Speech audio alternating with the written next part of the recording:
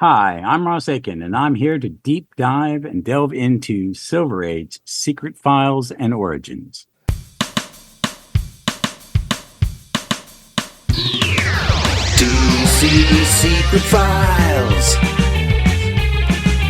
DC Secret Files.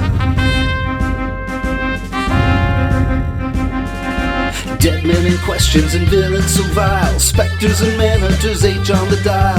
Mysteries, mayhem uncovered in style. Making their way through the pile. One by one we'll go through.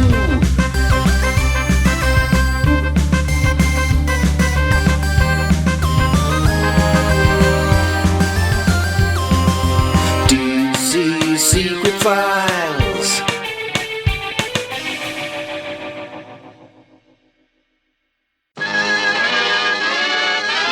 Recently, at the headquarters of the National Bureau of Investigation. It's absurd. One of our own people is missing. The FBI may be involved. And when I ask their director any questions, he just goes off on how this is the greatest administration of all time, and that he won't rest until he's stamped out woke, whatever that means. He looks pretty woke himself with those googly eyes of his. You said it, boss. How's we supposed to dig up Agent Hendricks when the whole NBI has been doged? Don't you worry, Chief Branner. G's a friend of mine. With or without a government check, Plastic Man is still on the case. Welcome all to DC Secret Files, the definitive podcast of the DC Universe, 1993 through 2011. Continuing the mission of Rob Kelly and the Irredeemable Shag's Who's Who podcast, as well as Ryan Daly's Secret Origins podcast, plus Don Markstein's Tunipedia website. We look at introductory stories and illustrated biographical pieces from the DC Comics catalog, then discuss their merits. Joining me today is a member of the ex-comic book shop Retailers Club, of which Shag and I are also included. He's the co-host of such podcasts as Gallifrey's Most Wanted, part of the Doctor Who Podcast Alliance, Opal City Confidential, a Starman podcast, and Stop, Let's Team Up. Please welcome T. Ross Aiken!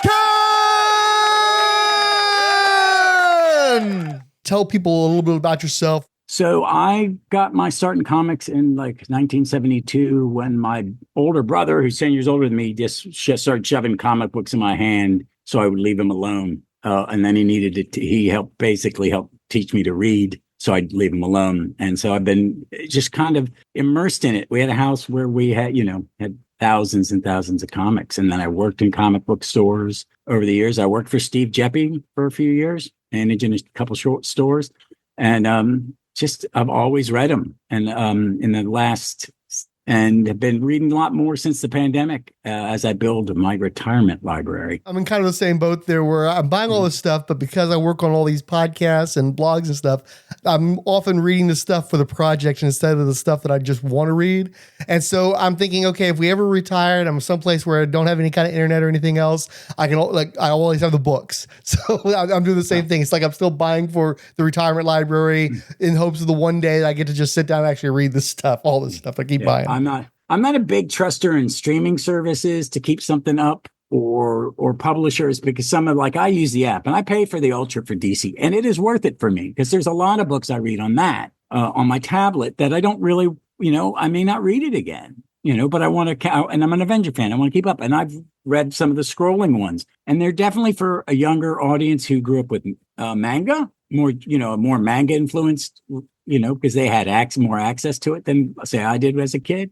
But the that's not on it, excuse my French, is why I have 13 volumes of Legion archives. Why is no Silver Age Legion on this app? I mean, same with when it moved to Superboy, it has 5 or 6 Grell issues, and then it doesn't pick up until 11. It's like, what? It's terrible. So then I don't trust them. And then maybe they're doing that to move to get people to come back. And I don't know. So I have to have physical media. What I want to say is this was not a very popular event, but it wasn't an unpopular one. It's most fans, when I ran my shop, when this came out, just didn't care because it was, it was just Silver Age stuff. And it wasn't connected to a big event. You know what I mean? It was just 6 issues or 7 issues. I think more Justice League fans got it, and that was about it. I probably sold 10 of these, But I just, then it was all came out at once, and people were like, I'll just save money this week. Yeah. Those were always, often kind of a placeholder to begin with. And then DC Silver Age was so screwed up by Crisis anyway that I had some hesitation with this too. I bought some of the books, but not most of the books. Yeah. Silver Age is not my era. That's the era I'm the least connected to, the least that I like the least. Outside of Thunder Agents, I just avoid it for the most part. And you were talking before about not really loving Marvel Silver Age. I'm not a huge fan of Marvel Silver Age outside of, say, Spider-Man. But DC Silver Age, I really avoided. Yeah. So when you have an event centered on that, I had reservations about that myself. Yeah. I'm lucky that I had a brother that gave me went and bought, and some Silver Age Superman, like the Al Pacino era. I have a loving to that. I'm very specific. The Batman, in small doses, the Batman with the weird sidekick, weird villains, and Catwoman and stuff. Dick Sprang art. It's neat, but are the stories great? I think sometimes in the Superman era, like when you get to Superman Under a Red Sun, because that's technically still Silver Age, but it's more toward the Bronze Age, and it's very, because the Bronze Age happens in Superman and Denny takes over, but Kurt's still around. It looks similar, He's just saying, Denny goes, can you make the cape a little longer, please? Can you do this? Or why they gave him Anderson to ink him. But yeah, I get you. I mean, it's and like the Justice League books, are the Silver Age Justice League book as good as the more modern ones? No, I don't think they're as good as, they're definitely not as good as, say, Ween's or some of Conway's early stuff. According to Mike's Amazing World of Comics, Silver Age Secret Files #1 was released on May 17th, 2000, bearing a July 2000 cover date. It features a $4.95 U.S. cover price, with Tony Bedard serving as editor. That's what I love these things. And even when I was like a customer, like I lost my comic shop and then I was a customer with Velocity. I have been for 20 some years. I would always say, I want all the secret files. Even if you're not following the event, I don't give a shit about the event. I want to see what they do with it. And some of them are great. Some of them are, did you really need to do one for this character again? And somewhere along, this one is, I'm glad I got invited for this one, because this one's very different than the rest of them, I think, in a way. And I don't know if it was intentionally different or the subject matter shoehorned it into a certain thing. And they had very strict, the artist only had so much room to work with. Does that make sense?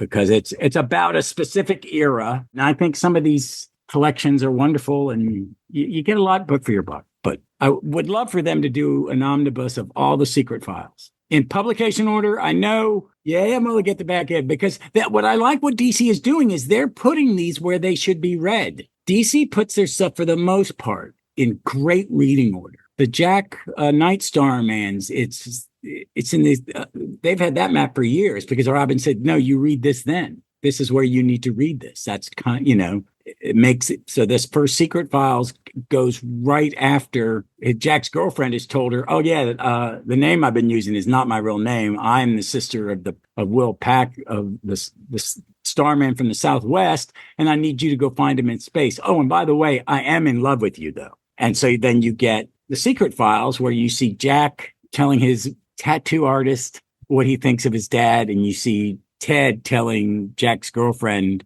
what he thinks of his son, and how it's a parallel conversation. It's one of my favorite Secret Files stories. Yeah, it's so great. You got the Phil Jimenez on one story, you got Lee Weeks on the other story, and you're contrasting them page after page. I dig it. Yeah. Yeah, I covered it. We already covered, me and Kirby and Brett covered it for in Opal City. It was a joy, because it's just so pretty. It's just so pretty. I mean, it's Starman, so I'm guessing about it. The cover art was by Terry Dodson and Rachel Dodson, with colors by John Cleese and Digital Chameleon. There's a starfield background with a few orange planetary orbs floating around. There's also a monochromatic image of the alien villain Agamemno, arms crossed and eyes blazing with energy. Then there's some sort of pink-purple space gas that our 4 featured cover heroes are rushing out of. A confidently grinning Superman flies ahead of Agamemno. Below him at left is Batman in profile, slightly hunching with a solid black cape flying out. Running at right is Black Canary, in such a hurry that her hair is flapping 2 feet above her head, and her leather jacket is falling off her shoulders. The better to get an unobstructed downward view of her sternum. I mean, you'd think, but that area is literally overshadowed by her boobs. Where the heck is the light source on this shot? Anyway, you'd be forgiven for entirely missing the Atom, who seems to be flying with both arms outstretched to the upper left of Superman. What do you think about the cover? I'm not always the biggest Terry and Rachel Dodson fan. I think it's just a style thing. It's not, I don't think they're bad artists. There's just sometimes they're too photorealistic. I like this because it's got a little, I think it's the thing that makes people like them is there. They do capes really well. Her coat, the fabrics flow, so yeah, I like it. Even though this is the 9th episode of the DC Secret Files podcast, this is only the second Secret Files and Origins special that we've covered. It's also the first time we're looking at a Secret Files edition entirely and exclusively, with nothing added or taken away. For once, you can actually follow along with your copy of the book, page by page, in order. Therefore, we'll begin with the lead story, The Silver Age, by Dan Curtis Johnson, Mike Collins, Vince Russell, Kurt Hathaway, and Tom McCraw. I actually covered this story in greater depth on my Martian Manhunter blog, and the interview was adapted to podcast for the 33rd episode of The Idlehead of Diabolou, as part of the 2018 JLMA crossover. This will be the short version. A millennia-old world conqueror named Agamemnon has grown bored with sacking a planet at a time and wants to control galaxies, as his father did. A defiant citizen yells that the Justice League will inevitably hear of his crimes and stop him, but Agamemnon is only interested in the challenge and potential benefits of engaging the League. Not knowing the League's base of operations, he travels to the Antares star system to demand information from the rulers of 4 warring factions in the region: Hyathis, Chrome, Sayar, and especially Kanjar-Ro. This leads him to directly observe the Justice League in battle with Despero, and then following them back to Earth. It's an interesting perspective because it's almost like, okay, we've already figured out where the Challengers are going to have their story, the Titans are going to have their story, so on and so forth. And then they decide to have a Secret Files. And it really does feel like, okay, what angle do we have to work that hasn't already been taken up by somebody else? And it's like, okay, why don't we talk about the Silver Age Justice League villains and seeing how Agamemnon bounces off of them? So really, like, especially the early JLA villains, even when like Grant Morrison was doing his revival and stuff, most of these guys just did not come back. We didn't really get to see these guys much over the years. Or you would get, in the 90s, you would get the extreme version of Destro, and then he becomes the host body of Elrod, which I liked, because I kind of, at the end of JLI. But I know exactly what you mean. These are all, what gets me is do you think this is really how to fit in? I think it's really meant to fit in the Sikowski era. Oh, absolutely. Yeah. I mean, but not, I mean, we'll get into the Justice League profile in particular. But yeah, if you're looking at the story, I think there was a real effort to get into that wavelength where you're doing that science fantasy that Gardner Fox was doing on the early issues. And you definitely have a cosmology. They're showing you Despero's over here and Kanjar-Ro's over here and Hyathis is over here. And like, one of the things that does bug me about the early Justice League stuff is how disposable most of the villains are. Like you get your one shot and then they're just gone forever. And I know part of that is that they're coming up with something new to talk about each month. Whereas fans, we want to see them develop the thing they already showed us in the past. And so a lot of the Silver Age stuff from DC was abandoned fairly quickly and stayed abandoned. Well, paused because it would come back. Because, hey, Engelhart brought back Hugo Strange, disposable. But I like this is, and also because this picks a specific point in time of the membership. It's not the original 7. It's the original 7 plus 2. Oh, wait a minute. Yeah, but this is the new origin too. It's a different original 7. Yeah. See, that's what kind of is kooky about this event. And I know Waid had to have a pretty strong hand in this because he did the Engelhart thing where I'm sure if you asked him, at least in the time period, maybe not today, he could tell you what specific month, and that's why the Challengers are on this specific costume and why they had to go back and redraw the cover that, Nick Cardy did for Teen Titans because he had her in the later Wonder Girl uniform, and now we have to put her in the uniform she still had that particular month that this story's taking place in. They worked that out, and you appreciate that. Oh my God. I didn't even catch that, but now that you said it, it makes perfect sense. And the villain they've created for this is a very Silver Age kind of villain. He's designed like a Silver Age villain. I don't think Mike Collins' art is very Silver Age at all. Yeah, no, I would agree with that. I think he's going for a little bit of a smoother line, but he's always a very resolutely Bronze Age dude. He just can't get away from that. His art's clean. He's drawn probably more Doctor Who comics I've read than a lot of people because he drew a lot of the Doctor Who weekly and monthly stuff. He still does from time to time. But I like it. It's clean, but the designs are all 60s or late, Silver Age. I think the aliens with the feathers for hair, the bad guys' power set I can become whatever, and travel via that way. And some of these other villains that I don't even remember, but they had existed before. What is it?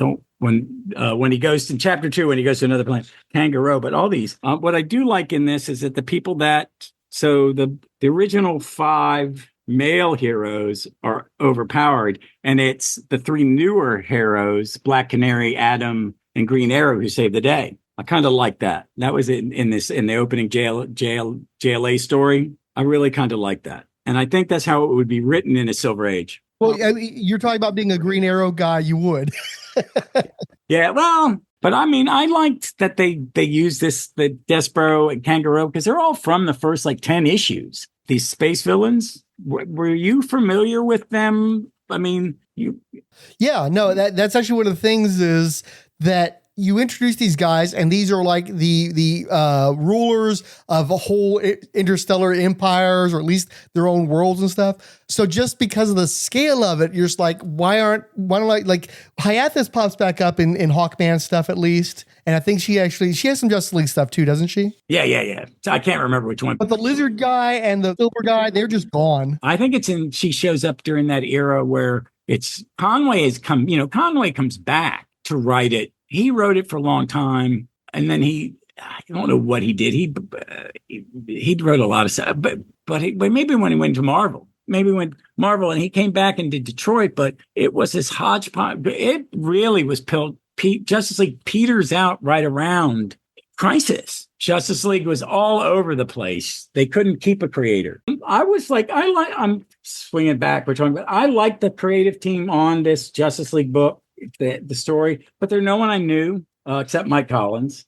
Well, D. Curtis Johnson had done the Chase series with J.H. Williams III. And you said you like the Secret Files. Do you know how they had those little short Chase stories throughout the run, or the D.E.O. stories? He wrote all that stuff.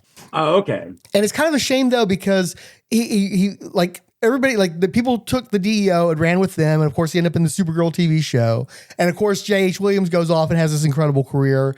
And for some reason, they never really give Johnson a chance to do anything else. He's just stuck doing whatever D.E.O. thing that they throw at him. He did that one, I think it was an 80-page giant with the Moon Maiden, the Century War, I think it was called. And yeah. And he'd do he did this, he did a few other odds and sods, but they just never gave him a chance to do anything else. That's why I reckon that, because I liked it when they would bring Chase and Mr. Bones into this, where you're monitoring everybody, you skeezy bastard. Yeah, but I do like that. I just never put the name to it. I came a lot to the D.E.O. stuff way late. I had missed it, and the stuff like Chase. I got that trade back where I had all of it, and I knew who she was more so that I read Manhunter. The Kate Spencer Manhunter series, which I love. And then I chased what's Chase's first name? Abigail? Cameron. Oh, Cameron. She's a big character in that. And so it made me go by and read it. So, and I like Mr. Bones. I just didn't like a lot of the later Infinity Inc. So I didn't read a lot of it. You and everybody else. It went, I liked Roy, but it was dude, I don't need stop at the deep dives. But yeah, I think overall this was, it had a very, I keep seeing a lot of Doctor Who art in, because he's done so many Doctor Who comics in that magazine, but it still feels Silver Age. I will say this, and going back to Justice League story, this art really, Mike Collins it reminds me of Chuck Patton's Justice League Detroit. It's a little bit. It's got that clean lines. Our first secret file entry is the Justice League of America, assembled by Justice Society of America writer Gardner Fox, with editor Julia Schwartz, who suggested the replacement word league as more modern and sporty for the roster. They were introduced in May 1960's The Brave and the Bold number 28, drawn by Mike Sikowski and battling Starro the Conqueror. After 2 more bi-monthly tryout issues of Brave and Bold, they took 2 months off before launching their own eponymous series that fall. The sales were so eye-watering that upon hearing about them, Stan Lee and Jack Kirby created the Fantastic Four and began the Marvel Universe. The founding members of the JLA were Princess Diana, Barry Allen, Hal Jordan, Aquaman, and the Martian Manhunter, the core team for the first couple of years, as well as Superman and Batman, who were a bit more sporadic and blocked from cover appearances by their editors. The first expansion member was Oliver Queen in JLA number 4, followed by Ray Palmer in number 14, and Katar Hall in 31. Metamorpho was the first superhero to refuse an offer of League membership in number 42, but he comes around in the 1980s. Latecomer Justice Society member Dinah Drake traveled between parallel Earths to join in number 74, which is pretty well after the setting of the Silver Age crossover event. However, because of changes in continuity after Crisis on Infinite Earths, Black Canary was brought in much earlier to replace Wonder Woman in a major, long-lived revision. The Justice League of America's first foray into multimedia was as part of the Superman Aquaman Hour of Adventure, running from 1967 through 68. They were featured in 3 6-minute cartoons with the lineup of Aquaman, Flash, Superman, Hawkman, The Atom, and Green Lantern. There were also some toys made under the JLA banner, which we'll touch on in other entries. The JLA Secret File is written by Scott Beatty and drawn by John Workman. Unless otherwise noted, all the coloring in this issue will be by Tom McCraw with Digital Chameleon. It's a very retro 2-page spread with J'onn J'onzz and Green Lantern flying on either side of the original Justice League of America logo. Standing left to right before a large arched entryway, presumably within their headquarters, are Black Canary, Superman, The Flash, Batman, and Green Arrow. Kneeling in the lower right corner is Aquaman, and leaping away from him is the Atom. How do I put it? Silver Age Justice League for me is Fox Sikowski. As a kid, my first artist on Justice League was Dick Dillon, who even then as a little kid, it was like, this isn't as good as Neil Adams or as Mike Grell or as Cochran. But he grew on me. So I only knew Sikowski that era as reading in The Flash, in the 100-page Giants, in the reprints. And as a kid, I found it very, very weird looking, very Silver Age, but I love it now. I understand. I see it as 60s pop culture. You know what I mean? Silver Age is that. It's really set in that go-go checks era in my brain. Does that make sense? No, absolutely. With me, Dick Dillon, it's the same situation. It's like when I would see it, when I wasn't a fan, I just saw it as functional. Like, okay, I understand what's happening here. I'm not that into this artist. As you said, he's not Neil Adams. But as I read more Justice League stuff, I could see what he brought to the table when he would do like the team up stories and stuff for Superman. Then I could see, okay, I see what this guy is doing. I like what this guy's doing. With Sikowski, I never fully embraced him on Justice League. I understood that like he was doing things that people had to learn how to do in the Silver Age that they really never even learned in the Golden Age because everybody's always splitting off into little 2-band teams and stuff or individual stories. So he was inventing what a team book should look like. So I never fully embraced his Justice League, but I love him on Wonder Woman, on Manhunter 2070, and just I'm a big Thunder Agents guy, so I love him over there. So I totally get why because I love Sikowski, so I understand why somebody would love Sikowski. I've never felt that same passion for the Justice League stuff, but I also understood that he was building the vehicle as it was running. He did the best he could. He was. And he was definitely showing you with Wonder Woman. Is the Chinese mentor a little bit? Yes, stop, recolor it. I have a pet peeve with Asian characters in a Silver Age comic. Yes, they were colored yellow. That's racist. Okay, you can correct it. You could make him you could make the right color. Make him the right color. Well, I mean, I've got that omnibus on my shelf. I'm pretty sure he has a tan skin tone now. It's not that hard to fix. Does he? Did they? Thank you. I haven't bought that. I will buy that because I think that's some of the prettiest Wonder Woman comics in the world because he is a fabulous 60s pop culture type artist. His sci-fi is that way too. It has a very smooth, it's very different. I almost bought that Wonder Woman omnibus when it came out just because I wanted to look at the pretty pictures because I remember seeing that as a kid and going, why is that different? And that's what I think superhero books were confined his talent, I think. And I think Gardner and them were like going, this is it. And I would hope he was part of the thing. He's like, I don't want to do I don't want to do 7 chapters. So send 2 heroes together at a time. You know what I mean? Instead of because the book, well, they changed even Broom changed JL All-Star and had them just fight one big battle. But yeah. But I always think he said he definitely is the blue art wise, structurally. He's kind of like constructs the DC format for a superhero team book. Does that make sense? Yeah, because even in other ones, you do the chapters. DC loved doing the chapters. Marvel would do it once in a while. Engelart liked to do it. Really liked to do it. But yeah, there's a structure. But you would have twice an issue. You would have all 6 or 7 members in a big rectangular panel running off to the adventure. in every one of his books, and they all had very wide hips. That was my thing as a kid. There was like, these people are shaped funny, but it grew on me. Yeah, I'm flipping through the omnibus right now, and the Dick Giordano pages are pretty, but the storytelling is so exciting with Stokowski. You know, like he just is such an energy, so much enthusiasm. You really just your eye immediately starts to want to go panel to panel to see what's going on here. Yeah. And yeah, thankfully they did recolor I Ching, and I think they actually did that. They had the trade paperbacks that had the really kind of rough matte pages. And ended up giving my copies of the trades to the Irredeemable Shag in the hopes of trying to lure him into reading this stuff, because I think you'd actually enjoy it if you'd give it a chance. But yeah, in the omnibus, it's nowhere near as offensive as it would have been if they were just straight up reprinting the 60s stuff. Yeah, I just, my brother had a copy of Master of Kung Fu Omnibus 1, and he had an original piece of art from Giant Size 3 by Paul Galassi, and he'd had it for 35 years, and he wanted my help selling it. I said, I will sell it for you, but you're giving me the omnibus as a down payment. You're giving me this because I have the 2 and 3, or no, it's Omnibus 4. And I have the, and it's hard to get. And it's like, why aren't you? And I'm looking through it and it's like, you don't have to be color accurate if it's really bad at times. You know what I mean? They're literally yellow. Yeah. I mean, Starling quit because they forced that stuff on them, you know, and I think Englehart quit pretty early on too, right? Yeah, it was. Yeah, I think part of it was that it was like you could have.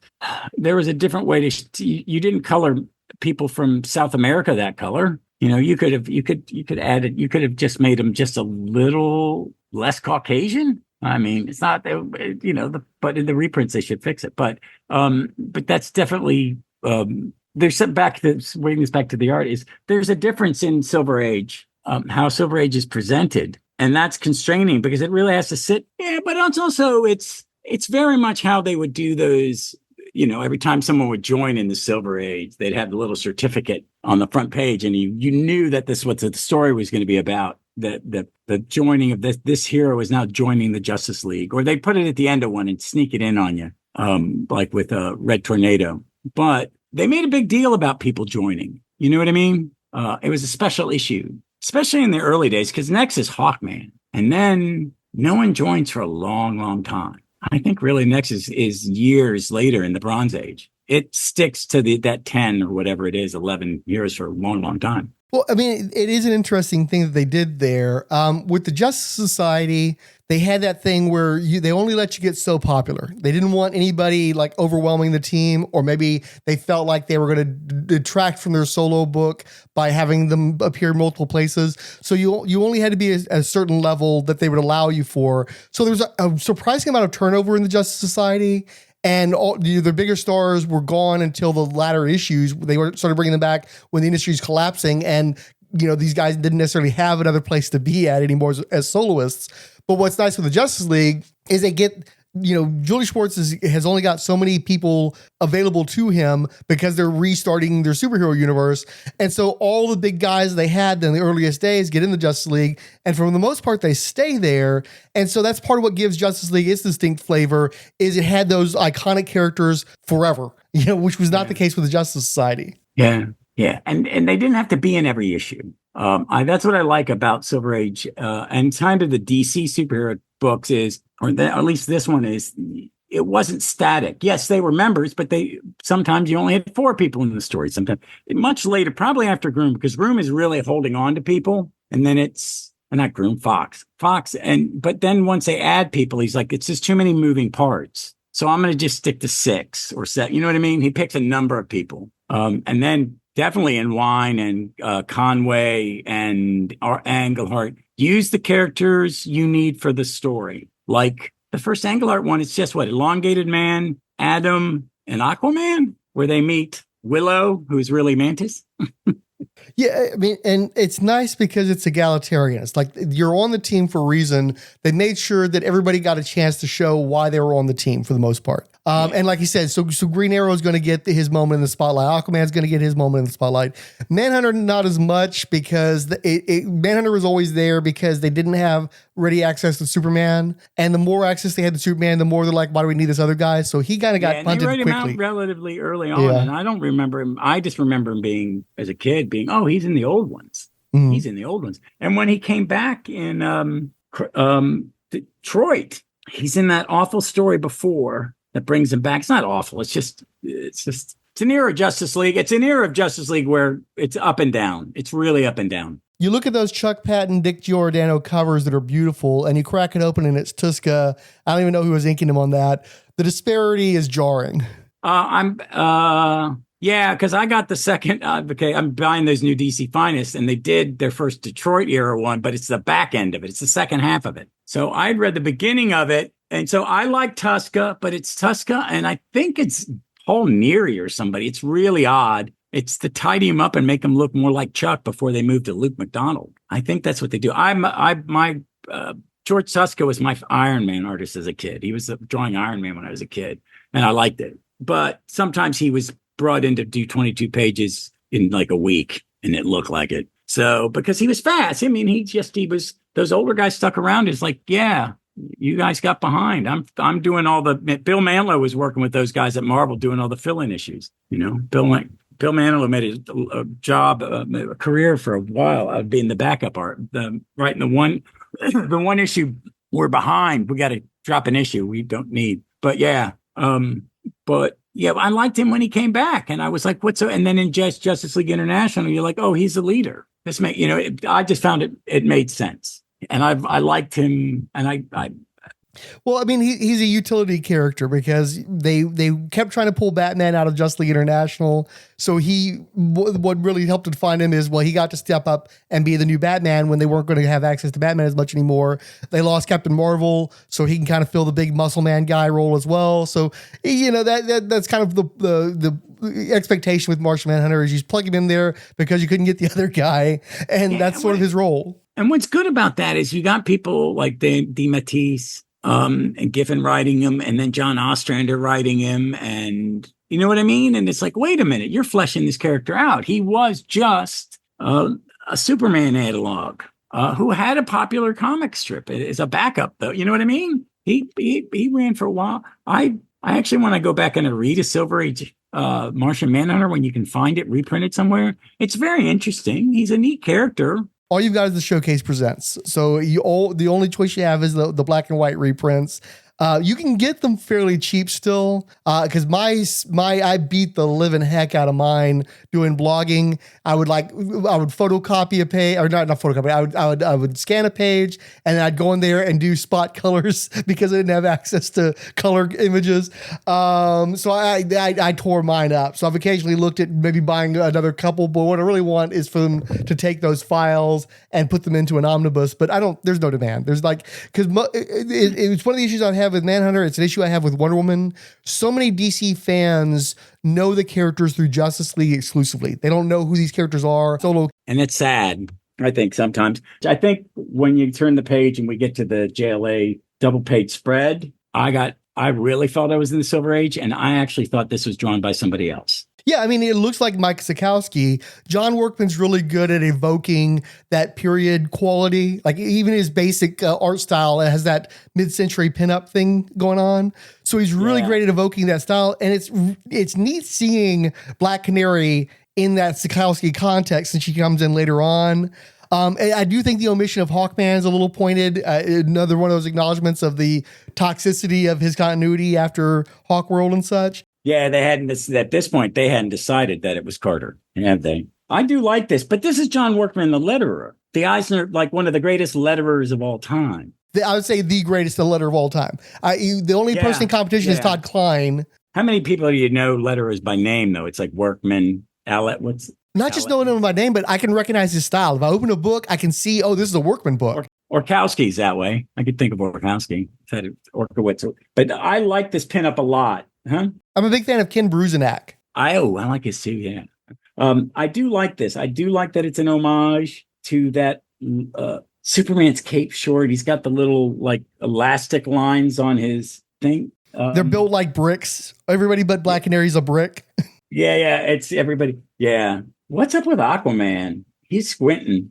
Yeah, and his hairline's a little off too. You've kind of that thigh too.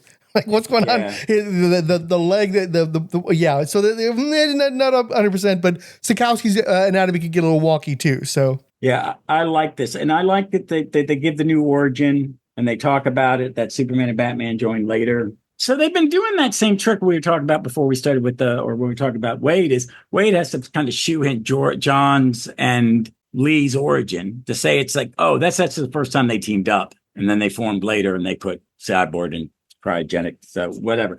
But this is when they're still using that. They're trying to shoot. DC did something at this time after Crisis 2 was they wanted Superman and Batman, for the most part, out of team books and Wonder Woman, because they were paying other people a lot of money to reinvent them, and they gave them control. And I think I like a team book that doesn't have a lot of the big guns in it. I would prefer, I'm okay with Superman and Batman, or Batman and Wonder Woman, or Superman, any twoing of them in a book, but I would prefer, I want to see what you do with other characters. But in Silver Age, they were always in it until Hawkman came in, and I think they start changing it. But you'd always have Superman, Batman. You'd always have one of them. Especially in the mid-'80s, you had that perspective that they felt like these iconic characters were dragging the book down. That basically was perceived as super friends. The writers' hands, and every superhero team writer I've ever read an interview with is, when I had to write a character that had his own book and their own book that is doing well, I can't do anything with them except have them react to what's going on in the characters who do not have their own book. Hence, Roy Thomas's Avengers, he kept Iron Man capping out a lot more than he kept him in, because he didn't have control, and he was the editor.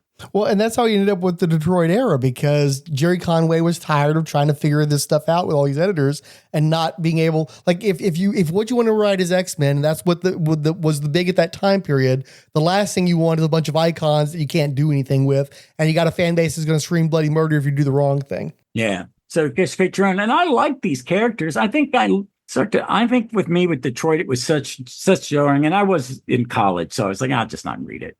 I can't afford it. But I go back and I've read it, and everybody I know who's read it said it's not as bad as people said. And I think, does it? And I think people have some fondness for it.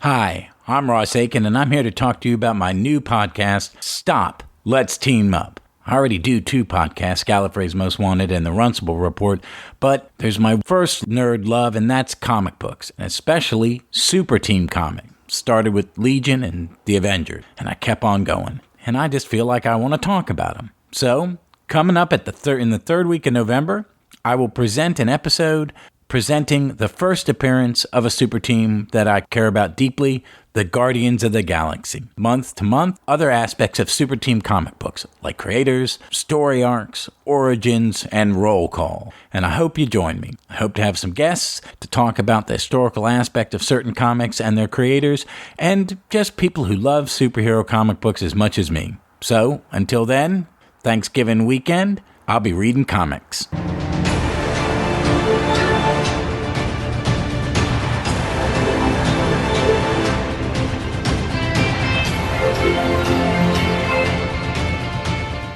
All right, you want to move on to the cutaway? Next up is the Justice League of America Secret Sanctuary Schematic by Claude St. Aubin. It features the League's first mountain headquarters, eventually determined to rest in the state of Rhode Island. The cutaway shows the various rooms and amenities, like a hangar bay for the Batplane or Invisible Jet. There's a gym, trophy room, an underwater entrance for Aquaman, a self-sustaining power plant, and more. There's an inset panel of the secret entrance near the beach, and we get a look at the nearby Happy Harbor Township. As for media, the Mountain Sanctuary was actually part of the 1966 Ideal Toys Batman and the Justice League of America playset. Oh my God, it's so good. It's so good. I love these things, man. I bet he went to like 2 or 3 different Justice Leagues where they had this and took all the best parts, because I love these schematics. I wouldn't have necessarily pictured the Secret Sanctuary as a big egg, but it works, especially as a single page where you're stacking everything on top of each other. I dig it. Yeah, I do too. I don't know if this is the most detailed one I've ever seen. Wait a minute. Do they? Oh, wait, this is captioned in the back. The original headquarters of the Justice League served as such as features as a trophy room containing mementos. Where is it? Is it trophy room? Oh, okay. So you see Starro, and then I don't recognize anything else. A big manhunter head? Yeah, I think that's what that is. Yeah. But I love these things. I love it when you see it in the Baxter, in FF, in the Baxter building. I think that's the rocket that they when they exiled the Justice League around issue 15. I think that's the rocket they flew out in. Okay. One of my favorites is Giffen early art on Challenger's Mountain when he was drawing Challengers the Unknown when Swamp Thing and Dead Man were in it. It's a really kind of one. I liked his. And God, Todd Nuck's I think he's done this mountain 2 or 3 times for different things. Just around Young Justice, essentially? Yeah, I think in Young Justice he did. And I love him. I was one of those things with Young Justice. Someone told me it was good. I said, it doesn't look good. And I read it and went, oh, Jesus, man, this is really good. It's really. I was very resistant to that. I was like, oh, God, I'm not into this sort of thing. So good from the first page. And then, oh, man. Well, I think it was the Secrets origin story, and I was like, oh, wow, this is really intense. I did not expect that from this book, and then kind of went back and looked at more of it. Well, I bought the event wherever all the kids become adults and the adults Sins of Youth, because I got it because Starman and Stargirl had a big part in it, and I love Courtney and I love Jack, and I read it and went, this is some of the most interesting comedic. It is so fun. It is so incredibly fun, and I don't know I didn't like it because I liked Robin. Was that Robin when Grummett Superboy? Mm-hmm. The Superboy series. I liked the Chuck Dixon Robin series. Grummett was drawn on that. And there was another one I really liked. Impulse. They all had good solo books. And then I read this and went, this is the best of all of it. Wow. Because it's just so much fun. I bought the first omnibus and I read about the first quarter in like a sitting, just because I had never read the beginning. Or if I did, I read it later and didn't know what it was in context. Where did this fit? Yeah, they got another one either in this month's solicitations or next. I'm not sure. It blurs together. Yeah, I'm excited. Yeah, I'm excited. That'll be all. I think that's all of it. It didn't run that long. It only ran like 80 issues. But yeah, I'm glad they're doing that. I'm glad they're doing the there's this. My Batman love is weird in the 90s. I was reading it regularly, and I was reading like the Chuck Dixon, Scott McDaniel's Nightwing. They're doing a 3rd volume on Communiqués, compendium of that, and I read the first one. And I forgot how much I loved it. But I think in that era, DC was really doing pretty well for me, for my taste. So, but I do love a cutaway. I do love it. I wish, I don't think comic book nowadays actually. I like it when we see them in the headquarters. I miss that. Don't see that. Yeah, really. I'm reading a lot. I read very few modern comics unless it's a character I love. I got to get out of the habit of some of it because some of them it's just not that good. All right, but I love a cutaway. There should be more, and there should be a book. Do a big gallery edition of all DC and Marvel cutaways. I think it would sell a lot, like that. The Garcia Lopez style guy did. I didn't buy one. My brother was like, "Do you want one?" I'm not going to thumb through it. I'm not going to read it. If they put it on the app, I'll thumb through it. But I'm not a. Yeah, the rights on that are going to be kind of screwy, so it's never going to be on the app. I've seen people who turned it into PDFs for their own entertainment before they put up this edition. So, the rights issues? Oh. Yeah, because it's a Warner Brothers thing. It's a corporate thing. There's all kinds of stuff. So, it's not necessarily a DC thing. Right. Yeah. Gotcha. That makes sense. Yeah, and I got mine. Yeah. Actually, the comic shop I go to had one of the original ones, the loose leaf binders for sale. Someone had it and sold it to them, and they were selling it then they sold it. Someone bought it. Yeah. Next is the one-page Flash Facts by Brian Augustyn and Norm Breyfogle. It's an ironic nod to the science feature in many Silver Age Flash comics with the 1960s Scarlet Speedster detailing future technology that readers would have been very familiar with in the year 2000. Next is Flash Facts. The one thing I did love in Silver Age DC comics when I would read my brothers was all these little odd things that were in a book. Flash Facts, Super Turtle. There's something about it I like. And who did? Norm Breyfogle. Is this Breyfogle? I didn't realize it until, I read this a couple times. I'd gone through it a couple times since I had to buy this, that I'd never realized that that's what it was. That it was Breyfogle. And then I looked at that second panel and went, third panel. Oh, yes, Breyfogle woman's haircut. I don't think he did Robin, but he did. He was. Gene Colan was doing one of the books, and he was drawing the other book. Yeah, that's it. Yeah, Max Allan Collins is writing it, and Doug Mensch were writing, or Doug Mensch were writing. Yeah, so I think Jerry Conway was doing the other one. Yeah, I like. Next one up is the Flash. I like that we get a Carmine. Our second secret file is for the Silver Age Flash, as in the Flash who ushered in the Silver Age. The Jay Garrick Flash's solo career had ended in 1948, and the JSA were out of work 2 years later. Shining Knight fell in 51, the Marvel family was separated, and Robot Man's warranty expired in 1953. Johnny Quick was exhausted the year after, and Plastic Man folded in 55. Crime and horror comics had taken over after the war, and ruled until being stamped out in the mid-50s by Frederick Wortham's crusade against scapegoats for rising juvenile delinquency. Many publishers were driven out of business, and survivors like National Periodical Publications had chosen to self-censor. Romance, teen humor, and licensed properties were driving the industry, but the boys' market of war and westerns were slipping, likely due to the rising threat of television. Comics were looking for the next thing to revive the industry, and rather than waste money committing to an entire series, National released anthologies like Showcase to test the waters for new launches. Their longest-lived success was found in reaching backward to the mostly moribund superhero genre, though Superman was still going gangbusters in print and on TV. Editor Julia Schwartz had seen failed revival attempts like Captain America basically just swap out Nazi punching with communist bashing, and felt that the path forward meant modernizing the concepts, with a heavier focus on current trends and speculative science. Enlisting writer Robert Kanigher and artist Carmine Infantino, they started with a ground-up reworking of one of National's past favorites, The Flash. Young Central City police scientist Barry Allen had himself grown up reading comic books about the fictional Jay Garrick Flash. Barry was persistently tardy his entire life, and dreamed of having super speed like his comics hero. As it happened, a freak bolt of lightning struck the chemicals in Barry's lab, dousing him with a singular mixture that granted his wish to become the fastest man alive. Donning a red and yellow costume, Barry was still late to every engagement, but only because he was running down a demanding double life as a new breed of superhero for the atomic age. Debuting in the September-October 1956 cover-dated Showcase number 4, it took 8 months for his return in the 8th issue, and another 10 months for his third sprint through numbers 13 and 14. Then another 8 months before the February-March 1959 cover-dated Flash number 105 continued the numbering on the Golden Age Flash comics after slightly more than a decade's suspension. Doing the math, it took almost 2.5 years to get the first 5 Barry Allen Flash comics into print, which is about the same time it took Wetworks to do the same. The month Flash got his own book, the only other superheroes who could say the same were Superman, Batman, and Wonder Woman, with backup from Green Arrow, Aquaman, and John Jones, Manhunter from Mars. Robin, Batwoman, Ace the Bat Hound, and Crypto the Superdog were also in the mix, while the Legion of Superheroes had only made a few sporadic appearances. Ironically, it was a sluggish start, followed in the months after by a couple of Blue Beetle reprints under the new title of The Human Fly, then Supergirl, and a couple issues of Archie's The Double Life of Private Strong, an unloved reimagining of The Shield. Archie had better luck with Adventures of the Fly, which ran 30 bi-monthly issues, and it was around the Fly's second issue that National offered a companion to the Flash in an issue of Showcase. Early on, a frenemy hero was introduced in the malleable form of the Elongated Man, Plastic Man's body barely cold,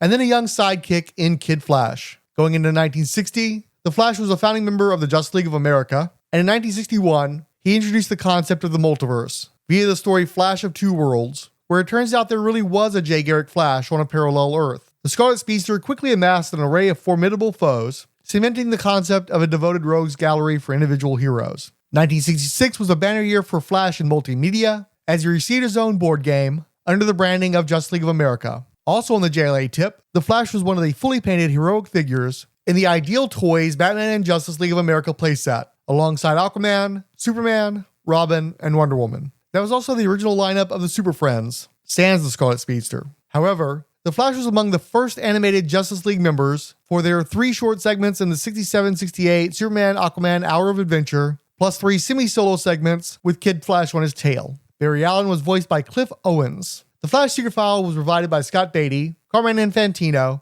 and Paul Neary. It features the Flash running with an abstract city in the background. Barry Allen's unmasked and crudely drawn face hovers overhead. If you're going to have a Flash drawn for Silver Age, it's got to be Carmine. Yeah, but like you said, he's in. I'm just doing it for the check mode. It seems like. Who's the inker on this one?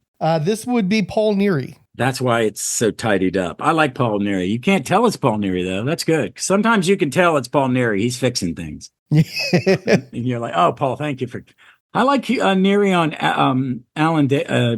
Alan Davis and on Brian Hitch. Mm-hmm. He drew a lot of Doctor... He was another Doctor Who. He did pencils on Doctor Who. And my brother's a huge Flash fan. He tried to get me to read those last 3 or 4 years of Flash, and I said, I can't do it. It doesn't talk to me. I'm reading it and I'm not remembering 2 minutes later what I just read. And I don't know anybody who loves the Trial of the Flash. You know, the people who always bought that, as an obligation. Like, I've never heard anybody actually tell me, oh, no, it's actually really good. Like, nobody in my entire life has ever told me, no, you really need to read the Trial of the Flash. I might try it. I know more people that will defend Millennium than will defend the Trial of the Flash. And I think that's another reason a crisis, because they had a lot of books that were petering out. Flash was not doing well. And Carrie Bates was so good at that at one point. They were doing gangbusters with Legion and Teen Titans and Batman, but Superman, it was still Bates and Swan. Yeah, it was the old folks' home at Superman, Yeah, well, I'm not a big fan of that group of writers in the Bronze Age. Like Bates, he wrote some good Legion stuff. He writes stuff, but they're very much the one and done still guys that when they're asked to do a two-parter, they can't. I don't feel like they're as good at it as, say, Conway or Ween or Englehart. I'm not a big Barry fan. He's a Boy Scout. I find them dull. He was never my Flash. And that's sad because I didn't have my own Flash until I was in my 20s. I love Wally. I like how they have written Barry. I don't think they should ever brought Barry back. I don't think they should ever brought Supergirl back. Her less than him. It's like also, but then again, they brought back Bucky at Marvel. And when it started, I went, this is stupid. It will not work. I read it. I went, God, it worked. I don't want to read a lot of Winter Soldier, but that arc of bringing him back and that what they did to him. Okay. It makes sense. I can accept it. With Barry, it was like, don't bring him back. Why are you? I was really disappointed in Johns when he did it. I'm a big Johns fan. And I was kind of like, I didn't read it for a while because I was like, why are you bringing him back? And I think part of it is because I'm tainted because of how mediocre I thought Flash was for my personal taste for a long time. I prefer like Crisis on Flashes on Two Worlds era Flash. I like Silver Age Flash. I like the Silver Age version of Barry far more than I like the Bronze Age. It's just Barry fits in a Silver Age world. He's just too pure, and it just tweaked me. I was never engaged like I was with Wally. And it's really kind of Johns' fault because I think Johns wrote Wally into a corner once he's married with the kids and everything else. And they wanted to streamline it. But I do think that Barry Allen is the patron saint of DC heroes, the fallen, the former friend and everything else. I think that worked really well for him. But at the same time, the cop angle, the police scientist angle, there's a lot of stories you get out of that. That's why they did that for the TV series. So I can see it both ways. But yeah, if given my druthers, I'd have left him dead. But I also understand that there's a story engine in place for Barry Allen that makes sense if you're trying to tell, more so than Wally, because Wally, what's so great about him is he's this legacy hero. So that works great in comics. I don't know if it works great in multimedia. Yeah. I also felt like in the Flash show, and I give the actor credit because I think he did a good job. The show it's TV superheroes. It's it got very CW generic, but he was a mix of Wally and Barry. He was younger, and I think there was a little Wally in it, but he was the Boy Scout that Barry was in a lot of ways, even though he makes bad choices. But I am putting together a Flash omnibus run starting with Mike Barron, Jackson Geis, but the better writer. The Baron stuff's okay, but it's where's the Messer Loebs?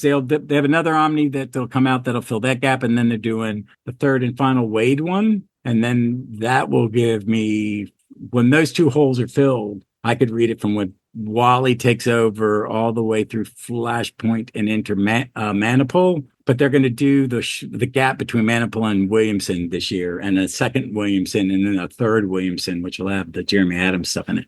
Which I've heard from Silver Age Flash, Bronze Age Flash fans that the Jeremy Adams is a run to read. So I kind of want to read it because I like the Flash family. I like what they did with that. The Speedsters, the Speed Force family, Johns, and I like Joshua Williams. So I've read some of his Flash and I enjoy it. And I love Johns's. And I'm going to read the Barry stuff. I'm going to finally read it because I kind of bowed out on him. One, for financial reasons, and two, just, he brought Barry back. I'm not that interested. And when he brought back Cal, I'm not that interested. But I do want to read it. And I have enough people saying, you'll like it. It's not the Barry that tweets you. He's a little more well-rounded. And he's the patriarch of the Speed Force now. And I kind of like it being him and not Jay as always, Jay or Max. It's the three of them. You know what I mean? Are the teachers. I mean, there are far too many speedsters. Like there's far too many Robins, but you write a comic for 80 years, it's going to happen.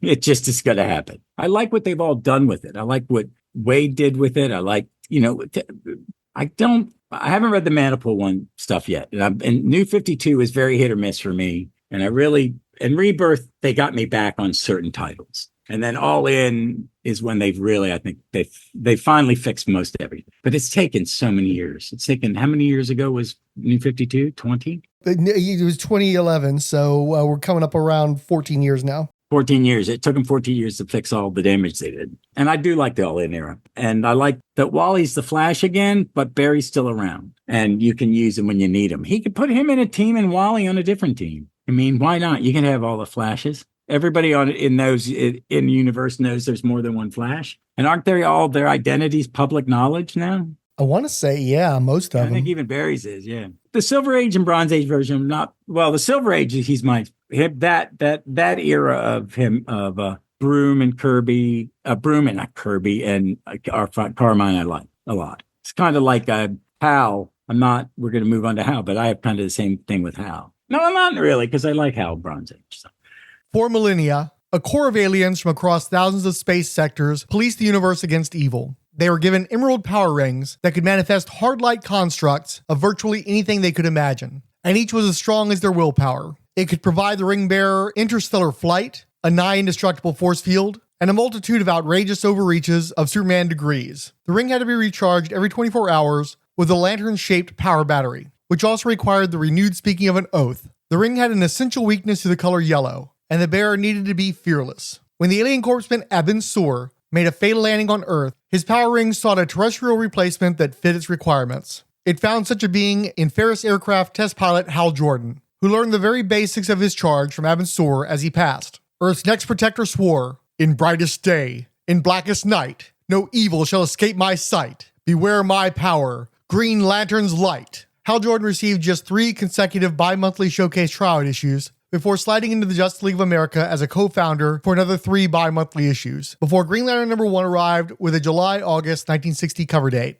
In the meantime, the Avenger got a 1-issue reprint, while Charlton introduced Captain Atom. The pickings were still relatively thin, until the sales numbers of the JLFA started rolling in. Meanwhile, the basic concepts surrounding the Green Lantern Corps were slowly rolled out, plus he tried to replicate Flash's success by starting regular team-ups with his Earth 2 predecessor, Alan Scott. One of these pairings was featured in Gil Kane's last regular issue, number 61, while John Broome was out a year later. The book limped into the 1970s, while Hal Jordan enjoyed only a fraction of the Flash's broader success. Green Lantern did get his 3 6-minute solo segments on the Superman Aquaman Hour of Adventure, voiced by Gerald Moore, plus 3 Justice Leagues, but there were no toys or games for the poor ring slinger. Our secret file was provided by writer Scott Beatty and artist Claude St. Aubin. A rather cartoony Green Lantern has a giant toothy grin on his face as he shoves his power ring hand in yours. Hanging from his left hand is a glowing lantern power battery, and his legs are spread about as far as possible without doing the splits. Simple Green Lantern symbols fill the background. There's also an inset of Hal in his flight suit at Ferris aircraft, with a jet taking off outside the panel. Between his legs is another inset of Hal receiving the power ring from Aubin. And I wasn't sure why this person was drawing Green Lantern. When you're looking at a Carmine page, then you want to go look to the right and see Gil Kane. But as we know, Gil Kane had passed at this point. I recently covered Aliens Wildcats on my Aliens podcast. Gil Kane was supposed to draw that. He had to bow out for health reasons. He just did the cover. He ended up doing the Green Lantern Silver Age one-shot cover.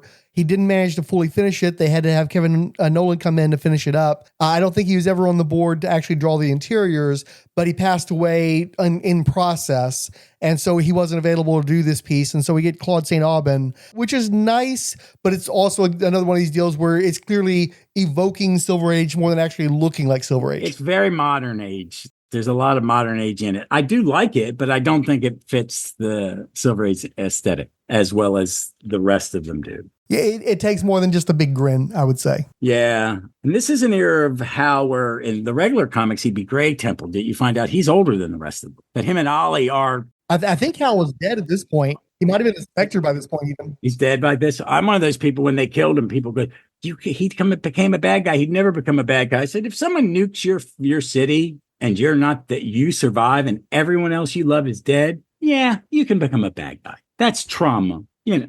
If you read the Denny O'Neil stuff, it really pretty much everything from Denny O'Neil onward, with him being like, I'm not going to be in the corp anymore. Here's your ring back, over and over again. This isn't the most decisive of dudes. This is a guy who's got No, he already had some mental health issues, you think, because he went from he was an insurance salesman. He drove around with his angry progressive buddy. So yeah, you tell me a little bit about because you're kind of leading into it a little bit, but tell me a little bit about your history with Hal Jordan. How do you feel about that guy? Okay, I don't mind it because my first Green Lantern comic that I remember was it was when they teamed him up back. Oh, I had seen the Hard Hitting Heroes issues. My brother had them, you know, and it's Neil Adams. My brother loves Neil Adams. I'm not. I think that Neil Adams is one of the best comic artists of all time, but he is. Not all of his stuff is good, but his DCs in the 70s is really good. That was neat. But the first stuff I read regularly was the Perez stuff. Not the Perez, geez, Ross. The Grell stuff and the Grell Green Arrow, Green Lantern stuff. Like when it was a backup in Flash, and then when they started the book back up. Because remember, Green Lantern had been canceled. It was canceled for a while. And then they brought it back. And that was the Grell stuff. And when that all came out in one big volume omnibus, I bought it because that's good stuff. I really liked him in that. You know, I liked him when certain people were writing him, but I never read the book regularly until Kyle. And I didn't read it regularly all the time. I read John's when John's was writing it because it was about the Corps. And I liked a lot of that stuff. But I don't mind him. I liked him as the flawed military person, grew up, you know, military brat. I like it when they aged him and Wally up, that they were older than the rest of them. I think a lot of neat stuff's been done with Hal. I like the Parallax story. I like that version of him quitting. And I like his redemption arc that he sacrifices himself, he becomes the Spectre, and then he's reborn, and then he's rebirth. It's okay. Would I have kept him dead? Yeah. I probably would have kept him as a Spectre a little longer and then have him pass on. Because I didn't mind that either. I was like, it's a new way to invigorate it and have him redemption. So I always liked the character of Hal. That's kind of what I'm getting at. I thought a lot of people wrote him well. It just wasn't. His Silver Age stuff is a little repetitive to me, but a lot of Silver Age is repetitive. I read Silver Age Legion hundreds of times, and that stuff's really repetitive before Shooter gets there. And it's still kind of repetitive, but he's okay. Kyle's my guy. I like Kyle a lot. And I also like John. I fall more and more in love with Guy Gardner every time I read someone writing him well. It's a situation where I never embraced the Flash because as much as people love all the mostly solid red suit, I always found it kind of boring. I always found Caesar's boring. Where Hal is such a gorgeous design. He just looks so cool, but I didn't have a lot of access to his comic books growing up. And when I did finally get to go back and read his stuff, I found I didn't really like Hal as a person very much. And so one of my favorite runs of Green Lantern was Steve Englehart. And that's when they were building up John Stewart and leaning more into the core. Oh my God, I forgot about that. That when Gibbons is drawing it, so good. He was built to draw. He did a lot of the inking in this stuff, in the specials that are tied to this. Like he inks the Nick Cardy cover. He inks in the Ramona Fradon Doom Patrol in this. Oh, that's a really good run. And that's really where you really get, I do love John Stewart. And I really liked what they did. Englehart did with him. And then Starlin did with him. And then a writer I won't name did in Mosaic, which is something will never be reprinted because the guys, yeah. That's a wonderful series. It's one of the best Green Lantern series ever written. We wish it in the cornfield though, because of who did it. That's simple as that. You can't recover from that. Oh, you can't. They have put some of his stuff in omnibuses and just not put his name anywhere in the credits if it's one or two issues. Well, you were talking about those DC versus Marvel and Amalgam omnibuy, and he's not in those. A big chunk are missing. Yeah.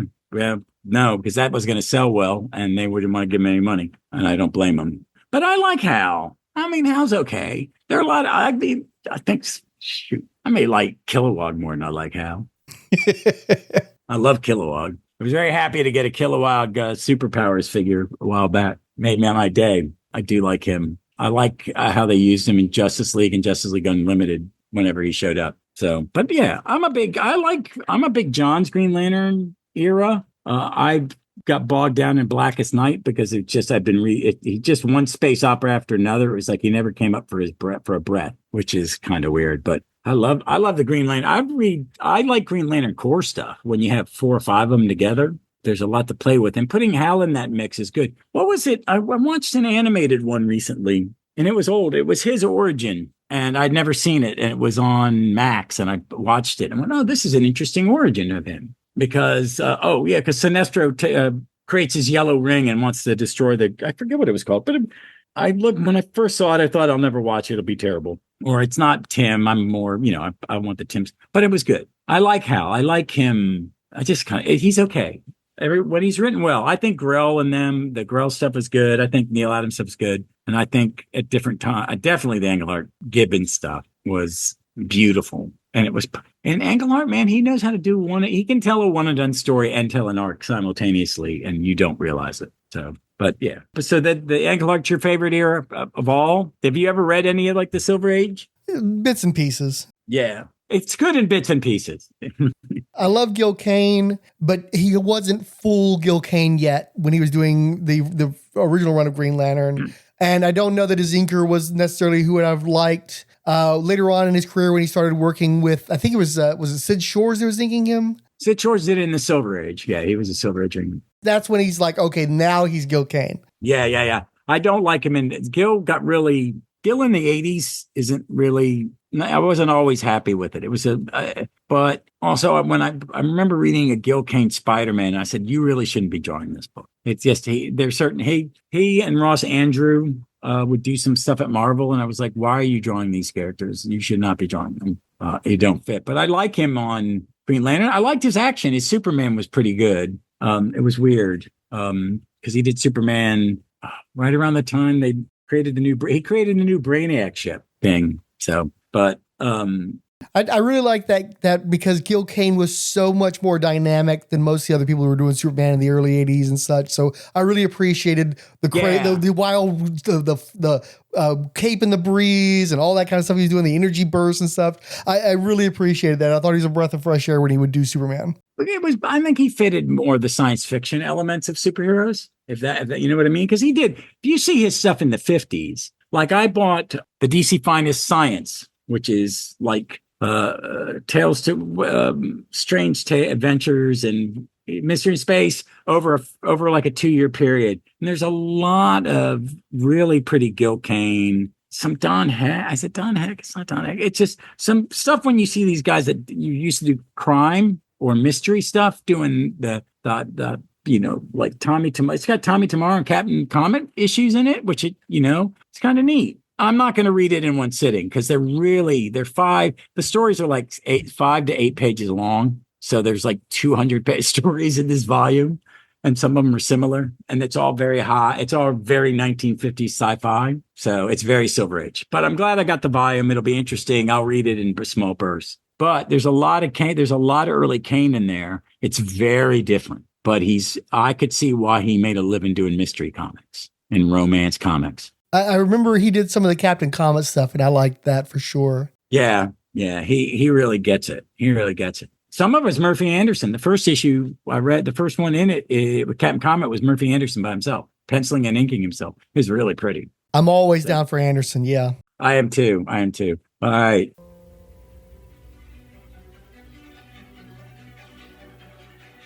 An heroic legacy beginning in 1941 that spans time, space, and the whole of the multiverse. Journey along with the Knights of the Stars. Ted, David, and Jack. They, along with Will Payton, Michael Thomas, Prince Gavin, Tom Kalor, and Courtney Whitmore. They take the mantle of Starman and continue his legacy. I invite you to listen as I journey through these adventures of all these heroes and the rest of the Starman family here on Opal City Confidential, a Starman podcast, coming February 2023.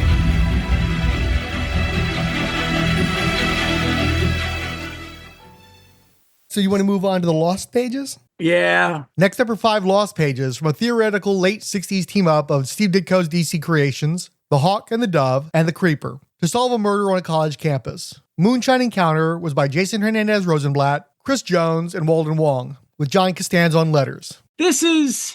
I really kind of enjoyed this. It's not the greatest story ever written, but it's a good way to show you what the new characters in the Silver Age were. You know, Hawk and Dove, the Ditko Creeper. Is he a Ditko creation too? Yep. Yeah, absolutely.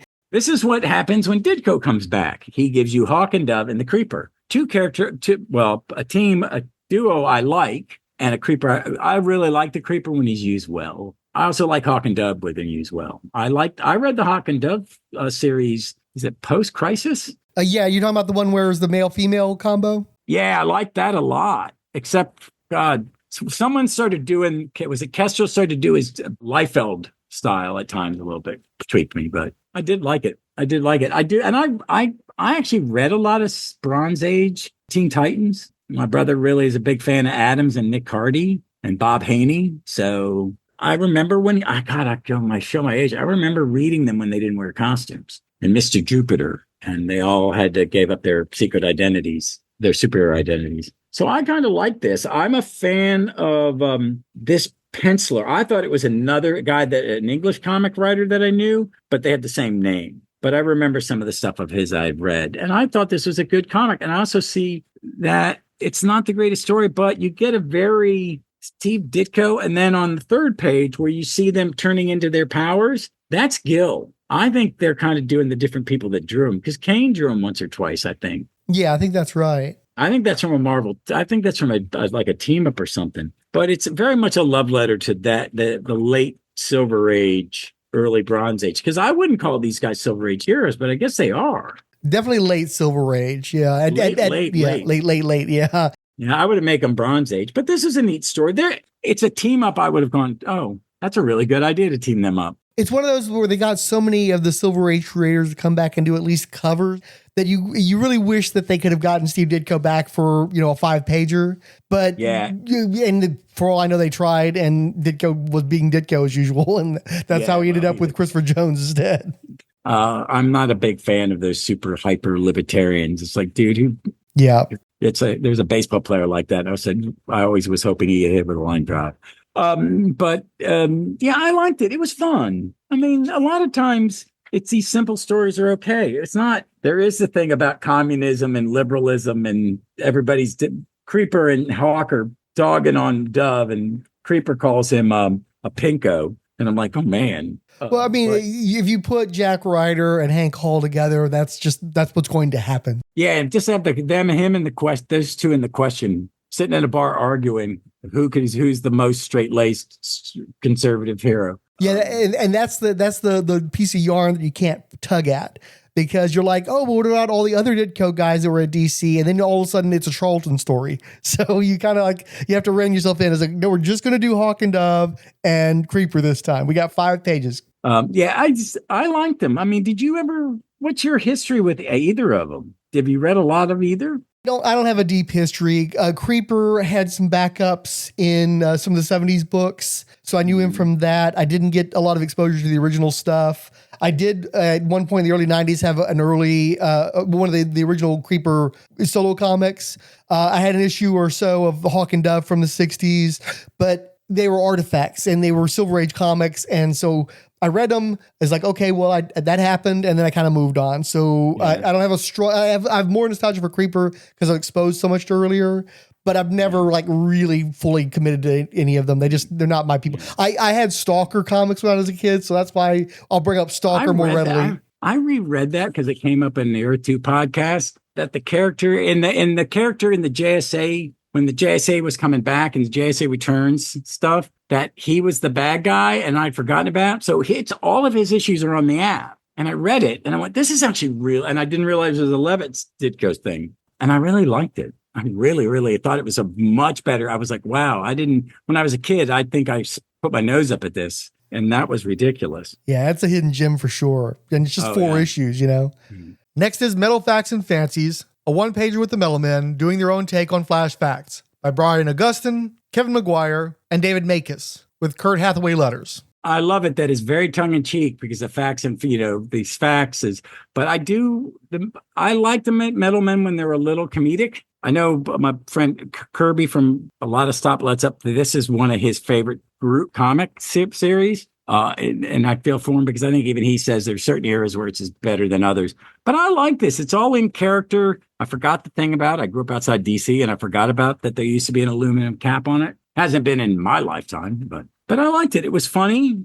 A lot of chemistry jokes that normally aren't funny. But I like Mercury. This is my real color, natural color, like he's being called up for dyeing his skin, dyeing his hair. I just thought and I always like seeing Kevin Maguire art. He doesn't do enough interiors. I wish he would still do it, but he probably makes more money selling, commissions and stuff like that. And I get it. I mean, you got to make his rate too. Yeah, and his rate. And it's like his rate's probably through the roof. This was logically followed by the Metal Men's Secret Files entry, provided by Scott Beatty and Ty Templeton. It features our mechanized heroes bursting through a large paper chart of the periodic table. Mercury's ruby form is stretched up and out toward the top of the page. Gold is doing his best to match his elongation, but comes up a bit short. The hulking iron and lead most resemble a football player's breakaway banner entrance. The slight 10 uncharacteristically marches ahead of the lot. Off to the right, pipe-smoking Dr. Will Magnus has his palms open at his sides, as if presenting the metal men at a mid-century science expo. The doting Platinum veers off from the rest of the team, toward her maker and the object of her affections. Finally, after years of work, my ultimate invention is complete.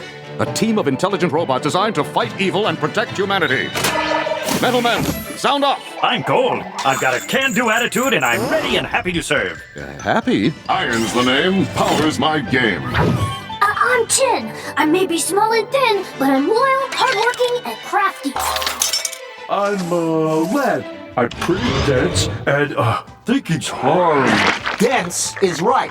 I'm Mercury. With my liquid assets, I can flow where no bot can go. Hey, I'm Platinum. I can spin super fine and fight with the best of them. Hey, maybe we could get together and discuss thermodynamics. Robots don't act like this. Your responsometers must be malfunctioning. The premise is that Doc Magnus tried to build compliant robots, but they were motivated by devices called responsometers that imbued the metal men with human-like personalities. Because the metal men demonstrated individual will and did not simply follow orders, Magnus more or less saw them as defective. They were let out to address emergencies and generally make some use of themselves until Magnus could figure out how to fix them. The metal men were created by Robert Kanigher and Ross Andrew for the March-April 1962 cover dated Showcase number 37. And not to be rude, but they kind of marked the point where the book was finished launching characters that had any major impact on the DC universe. They were filler material whipped together quickly when the prior feature in Showcase was spun off into its own series. Kanigher wrote the first story over a weekend and used his speedy art team from Wonder Woman to knock it out in time to go to the printer inside 2 weeks. The metal men were destroyed in that first story, but the responsometers were salvaged and they were rebuilt for 3 more issues of Showcase. In fact, the cycle would repeat often in the early years, as their eponymous series launched in 1963.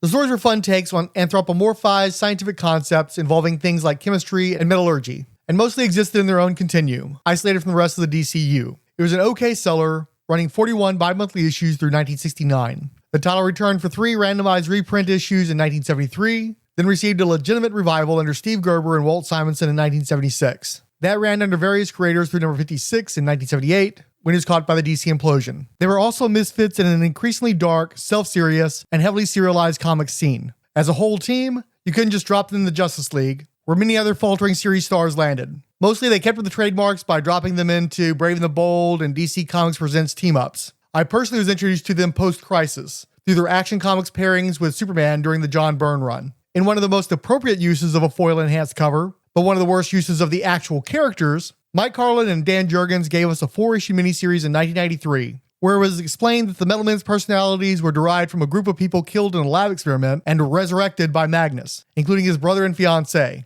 Team leader Gold was killed off, as was Doc Magnus himself, but his consciousness was captured to create the new Metal Man Viridium, all of which was swiftly and rightly forgotten. The Flesh and Blood Doc Magnus was a regular in the weekly event series 52. It was followed by an 8-issue miniseries, where Duncan Rouleau turned them into the Death Metal Men, rendered radioactive by a different brother of Will Magnus to alter a dark timeline or something. Dan D.E.O wrote them twice, once serialized in Wednesday Comics drawn by Jose Luis Garcia Lopez with Kevin Nolan, then again for a 12-issue maxi series with Shane Davis. But that's getting beyond the scope of this project. So we'll just pretend that the Metal Men story ends as the well-regarded co-feature with the Doom Patrol in 2009 by the Justice League International creative team of Giffen, DeMatteis, and Maguire. But I like that. I like the Metal Men thing. And I also like the Ty Templeton version of Metal Men on the next page. Yeah, it's definitely modern. You're not going to confuse it with anybody who's actually working the Silver Age, but it's very evocative of the Silver Age. And I love them bursting through the elemental table. It's just a great representation of those characters. Yeah, I like it. I wish I'd read more because Kirby talks about it, and I really do. I mean, I think their Silver Age stuff's probably the stuff I'm gonna like the most. But they've tried a couple times. I looked at the new 52 version, and I'm like, what is this? This is weird. They were trying anything. Well, if I remember correctly, that's Bob Haney, and that's another one of those guys where I'm always going to enjoy a Haney story. And I don't know if I ever read the actual Silver Age material that he did, but he did A Brave and the Bold where they teamed up with the Atom, and that was great. So I was always impressed with them. Yeah. Yeah, I love Bob Haney. I had I was on Earth 2, did A Brave and the Bold, where Bob Haney and Jim Aparo are in the story, and I voiced Bob Haney. Did all the Bob Haney lines. But I liked it. I like this. I like the Metal Men. I like when they show up. I definitely liked them in the Brave and the Bold cartoon when they would pop up. That was a cartoon I didn't think I'd like, and I watched it and went, I really like this. Is silly. I'm enjoying this. It's one of those concepts where since the 90s, at least, they keep trying to figure out a way of changing them and making them work. And I think you have to accept them as who they are. Yeah, I think you do. That the little device he puts in them to give them some personality gives them real, true personality, sentience. And he thinks they're machines, and he doesn't understand why they talk like that. And he's like, because that's what you put the thing in us that gives us emotions. So, and that they're a little silly. They're just children. They wake up with a full head of knowledge, but no life experience. But they all have a personality quirk. I kind of like it. I think if they just kept it to that, having them being a little, not silly as in silly as in just a softer story. They did this whole thing too, where apparently their responsometers were based on these dead colleagues from an accident. And yet apparently somehow he doesn't recognize that he's put their personalities into the responsometers. And oh my God, that's overthinking it. Oh, exactly. Just like I made a thing, I'm not 100% sure how it worked. They came up with these wacky personalities. They drive me insane. It's Powerpuff Girls. Go with it. That's perfect. Yes, yeah. Just leave it be. I think that's fine. The Metal Men haven't had much luck in multimedia, with a slew of projects since the 1960s perishing in development hell. They had cameos in projects like the DTV movies Justice League, The New Frontier, and Gods and Monsters, DC Superhero Girls, Intergalactic Games, and the video games Lego Batman 3, Beyond Gotham, and Scribblenauts Unmasked, a DC Comics adventure. They were in several Season 2 episodes of Batman, The Brave and the Bold in 2010, and starred in 4 Cartoon Network DC Nation shorts from 2013 through 2014. Across these projects, Tom Kenny, Corey Burton, and Hendon Walsh have played 2 of the Metal Men each, with Lex Lang, Bill Fagerbacke, Carrie Payton, Gray DeLissel, Brian Bloom, Greg Sipes, and D. Bradley Baker playing 1 each. We're going to move on to the Silver Age, how they worked on the covers and stuff. Summoning the Silver Age is a 4-part text article on the process of having artists recreate that time period for what was apparently not a 5th week event, per my recent listening to the Fire and Water podcast coverage of the same story. Anyway, whether it was spread out through the month or not, we get to see the various covers of the one-shots tied into this project. It includes preliminary and uncorrected cover sketches, as well as an unused Murphy Anderson cover concept, never brought to fruition because of an illness the artist suffered. I didn't read this until this morning because I hate some of this stuff in the background of books sometimes. I have to be in the mood. But I do like the fact that they had certain people inking these covers. Yeah, no, I dug this section. I read it when the book came out. I read it again when I was rereading it. It would have been really neat to see a Murphy Anderson cover on Justice League of America. I think the Ty Templeton one's great too. And I do think it's interesting that they had the parallel logic where they ended up coming to a similar covers without having anything to do with one another.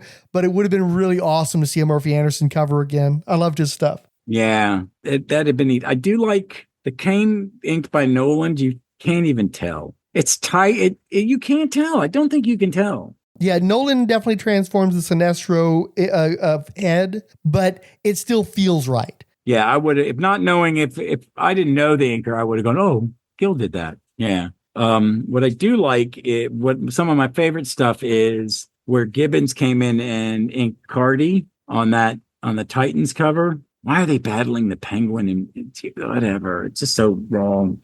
Cardy has such a penciled illustrative style, and to have somebody as tight and as Gibbons inking him. It's just, you don't see that very often in his history. So it's a really interesting combination. Yeah, it's a good combination. I think it works. Our next secret file features the Challengers of the Unknown. Jack Kirby was most responsible for their creation, but it's been said that it was community property the King took with him in his divorce from longtime creative partner Joe Simon. Editor Jack Schiff and writer Dave Wood may have also helped finesse the concept. They debuted in the January-February 1957 cover-dated Showcase number 6, a filler issue separating them from The Flash. DC had more faith in the Challengers, though, as they got a 2-issue initial tryout, then another Flash, then a 2-issue Lois Lane trial, 2 more Challengers, and 2 Flashes. 4 accomplished men survived a plane crash, and from then on saw themselves as living on borrowed time. They decided to band together as adventurers and wear matching uniforms to face all sorts of fantastic menaces. They included veteran test pilot Ace Morgan, American Jacques Cousteau, Professor Haley, retired heavyweight champion boxer Rocky Davis, and circus acrobat Red Ryan, the first member to punch his time clock. He was replaced by his pop singer brother, who went by the stage name Tino Minari, until he lost his place when he was permanently blinded. Too bad for him, as Red Ryan was resurrected to reclaim his role. The Challengers had a female assistant named June Robbins, who in the Bronze Age would become a full member. But before the end of the Silver Age series, the Challengers were briefly joined by the psychic Corinna Stark. The Challengers of the Unknown ongoing series began with an April-May 1958 cover date, but Jack Kirby only lasted 8 issues, inked by Wally Wood. The creative team was sued by the series editor, Jack Schiff, over monies owed from their newspaper strip, Sky Masters. Kirby found the situation untenable and didn't feel that he could work at DC under the circumstances. So he went back to working for Stan Lee at Atlas Comics. A few years later, Stan and Jack were looking to bite National's action on Justice League of America, and Kirby reworked elements of the Challengers into the Fantastic Four. All that said, the Challengers continued with new artist Bob Brown, lasting a healthy 74 issues through 1970, with 3 Kirby reprints taking them to 77. Another 3 reprints in 1973 brought them to number 80. A proper revival under Jerry Conway and Mike Nasser came in 1977, with Swamp Thing and Deadman becoming regulars to bolster the team's appeal. Like the Metal Men, as a team, they had nowhere else to go when the 1978 DC implosion arrived. There were some brief anthology runs and team-ups, but that was mostly the end of the original Challengers as a going concern. The aged team were caught in a tragedy when the destruction of their headquarters, Challenger Mountain, cost innocent lives. The fall of these men was chronicled in a 1991 8-issue miniseries by Jeff Loeb and Tim Sale. Ever since then, revival attempts have tended to center on entirely new teams taking on the name and general characteristics of the Challengers of the Unknown. This includes a 1997 ongoing series by Stephen Grant and John Paul Leone that lumbered through 18 issues, and a 6-issue 2004 miniseries by Howard Chaykin. They've been New 52'd and rebirthed, but that isn't my problem. The greatest challenge these heroes have faced seems to be media representation. In 1977, Ron Gillard penned a novel about the co-ed quintet in Skin Tight Purple from that period. They had cameos in the 2008 DTV adaptation Justice League The New Frontier, and the 2018 animated feature Teen Titans Go to the Movies. Ace Morgan is the only member to consistently get any lines, voiced by John Hurd, Armin Shimmerman, and Dave Stone in various projects. The one time the whole team received such respect was on a 2010 episode of Cartoon Network's Batman, the Brave and the Bold. Armin Shimmerman pulled double duty as Prof, Ingra Fudd did Red, and James Arnold Taylor had Rocky. Our secret file entry was written by Scott Beatty, with art by Tom Grummett and Carl Kesel. It features the original quartet in their eyesore yellow and red uniforms, just one of many group get-ups, as they climb down some rocks. Okay, one, Tom Grummett. I love the Challengers when they're written right. I do find these yellow uniforms slightly off-putting, but I remember them because I remember when they transformed out of it. I like the concept. Grummett's the perfect artist for them because I just think he's the perfect artist for them. It's very much Jack over Bob Brown, who I like. Bob Brown drew a lot of Challengers, but I like this one. My first Challengers is the Jerry Conway, Keith Giffen stuff in the late 70s or mid 70s when the book was dying. They were the last team on it. I really liked it. And I've liked some of the series of it. I've liked what Waid has done with them in All In. It's weird that they're doing the whole combo with the Justice League thing. I still don't fully understand that. It's just it's Justice League Unlimited. Everybody's a member. If this is for a short period, I'm fine with it. But everybody, like the JSA's got a space on the satellite. Everybody's got they've given room to all the super teams. So if they need additional help, they can draw on it. So if the Challengers instigate a mission, it's their mission. So if they've asked, there's something going on there's a plot device with Omega, with Darkseid being shunted off into another universe that he left over some of the anti-life energy, and they've been infected by it. So they go on missions. So Superman goes on them for one. So he wears a Superman version of a Challenger's mission because he's for this adventure, he's a temporary member of the Challenger. It was actually pretty good. It was just a mini series to get him where they need him to be for the dark side, how they're going to tie up the dark side story that started the whole thing. Killing him at the beginning was not the end of Darkseid. It was just the beginning of this story because he's not really dead. It's not you don't kill Darkseid. He just shunted off somewhere. But I liked it. It was interesting. It's really just another issue of Justice League Unlimited is the way it read, which is fine. I've liked most of the All In. I've liked most of it. I mean, not all of it, but I don't think any of it bad. I just think some of it speaks to me enough. But it was okay. I would like to see someone figure a way to do them long running. It'd be neat because I think it's a neat concept. Did you read the Jeff Loeb, Tim Sale miniseries? Yeah, years ago. I really liked it. Really liked it. And they did another one after that wasn't bad. They did one when they all had all new members. That wasn't Loeb. You know about the late 90s where it's like John Paulione or Sean Martin? Yeah. Yeah, it was okay. It wasn't great. I didn't see why I didn't see the reason to replace them. X-Files was selling well for tops, I think. Yeah. Yeah, well, you could have done it with them in the costumes. Transmitter device activated. Coordinates set for Earth 2. Hey everyone, welcome to the Earth 2 podcast, the podcast where we explore the pre-crisis DC multiverse and the legacy of the Golden Age heroes throughout the Silver and Bronze Age of comics. What does that mean? Well, stay tuned and you'll find out. I'm Peter Watson. And I'm David Steele. Most people would think that the DC multiverse starts with Flash 1, 2, 3, with the Flash of Two Worlds. We will get onto that, but there's a lot of stuff we need to cover before then. And it's not just Earth 2 we'll be looking at. No, we're going to all of the universes of the DC multiverse. So make sure you subscribe to us so you can join us on our journey. If you want to get in touch with us, you can email us at theearth2podcast@gmail.com. And you can follow us on Twitter. We're at podcast_Earth2. Or follow us on Facebook and Instagram at the Earth 2 Podcast. And it's always the number 2 we use in our social media. So tune in next time and see where we end up on The Earth 2 Podcast. Transmatter cube activated. Return coordinates set for Earth Prime. I don't know about you, but I'm not a big Dial H for Hero fan in any of its iterations. Sucka McGee. Littleville blonde nerd Robbie Reed is our next subject. Finding an odd device of unknown origin that looks like a rotary phone attached to a tacky ashtray, when Robbie dials the letters HERO, he temporarily gains a new superhuman form, usually designed by the strip's readers. Dial H for Hero was created to replace Martian Manhunter as the cover feature on House of Mystery, with January 1966's number 156. Like the Challengers, it was written by Dave Wood, but drawn by Jim Mooney. It clearly didn't help sales much, as both ongoing strips were dumped with March-April 1968's number 173, along with editor Jack Schiff. The series was revived in the early 80s for a brief run in Adventure Comics, where Robbie Reed had accidentally gotten stuck as a supervillain, with a boy-girl team replacing him on the H-dial. Wolf Pfeiffer and a variety of artists managed 22 issues of a critically regarded, but poor-selling, 2003 revival called HERO, where the redubbed and button-activated H device passed through a variety of hands. A similar fate befell a 2012 series, but I don't go past 2011 on this show. The Dial H for Hero secret file was written by Scott Beatty and drawn by Jim Mooney and David Meikis. It shows a slightly malevolent-looking Robbie dialing many of his doofy 1960s alter egos. It's followed by the 4-page story, The Secret of the H-Dial, by Mark Waid, Jim Mooney, George Freeman, and letterer Jack Morelli. The would-be Lois Lane of the Silver Age strip, Susie Shoemaker, tries to blackmail Robbie with outing his secret identity unless he lets her use the H-Dial. Robbie refuses to be shaken down, but feeling empathy with Susie's desperation for respite from their boring little town, he lets her join him in dialing up a heroic form to address a nearby chemical spill. I'm not a big Jim Mooney fan, so Dial H for Hero.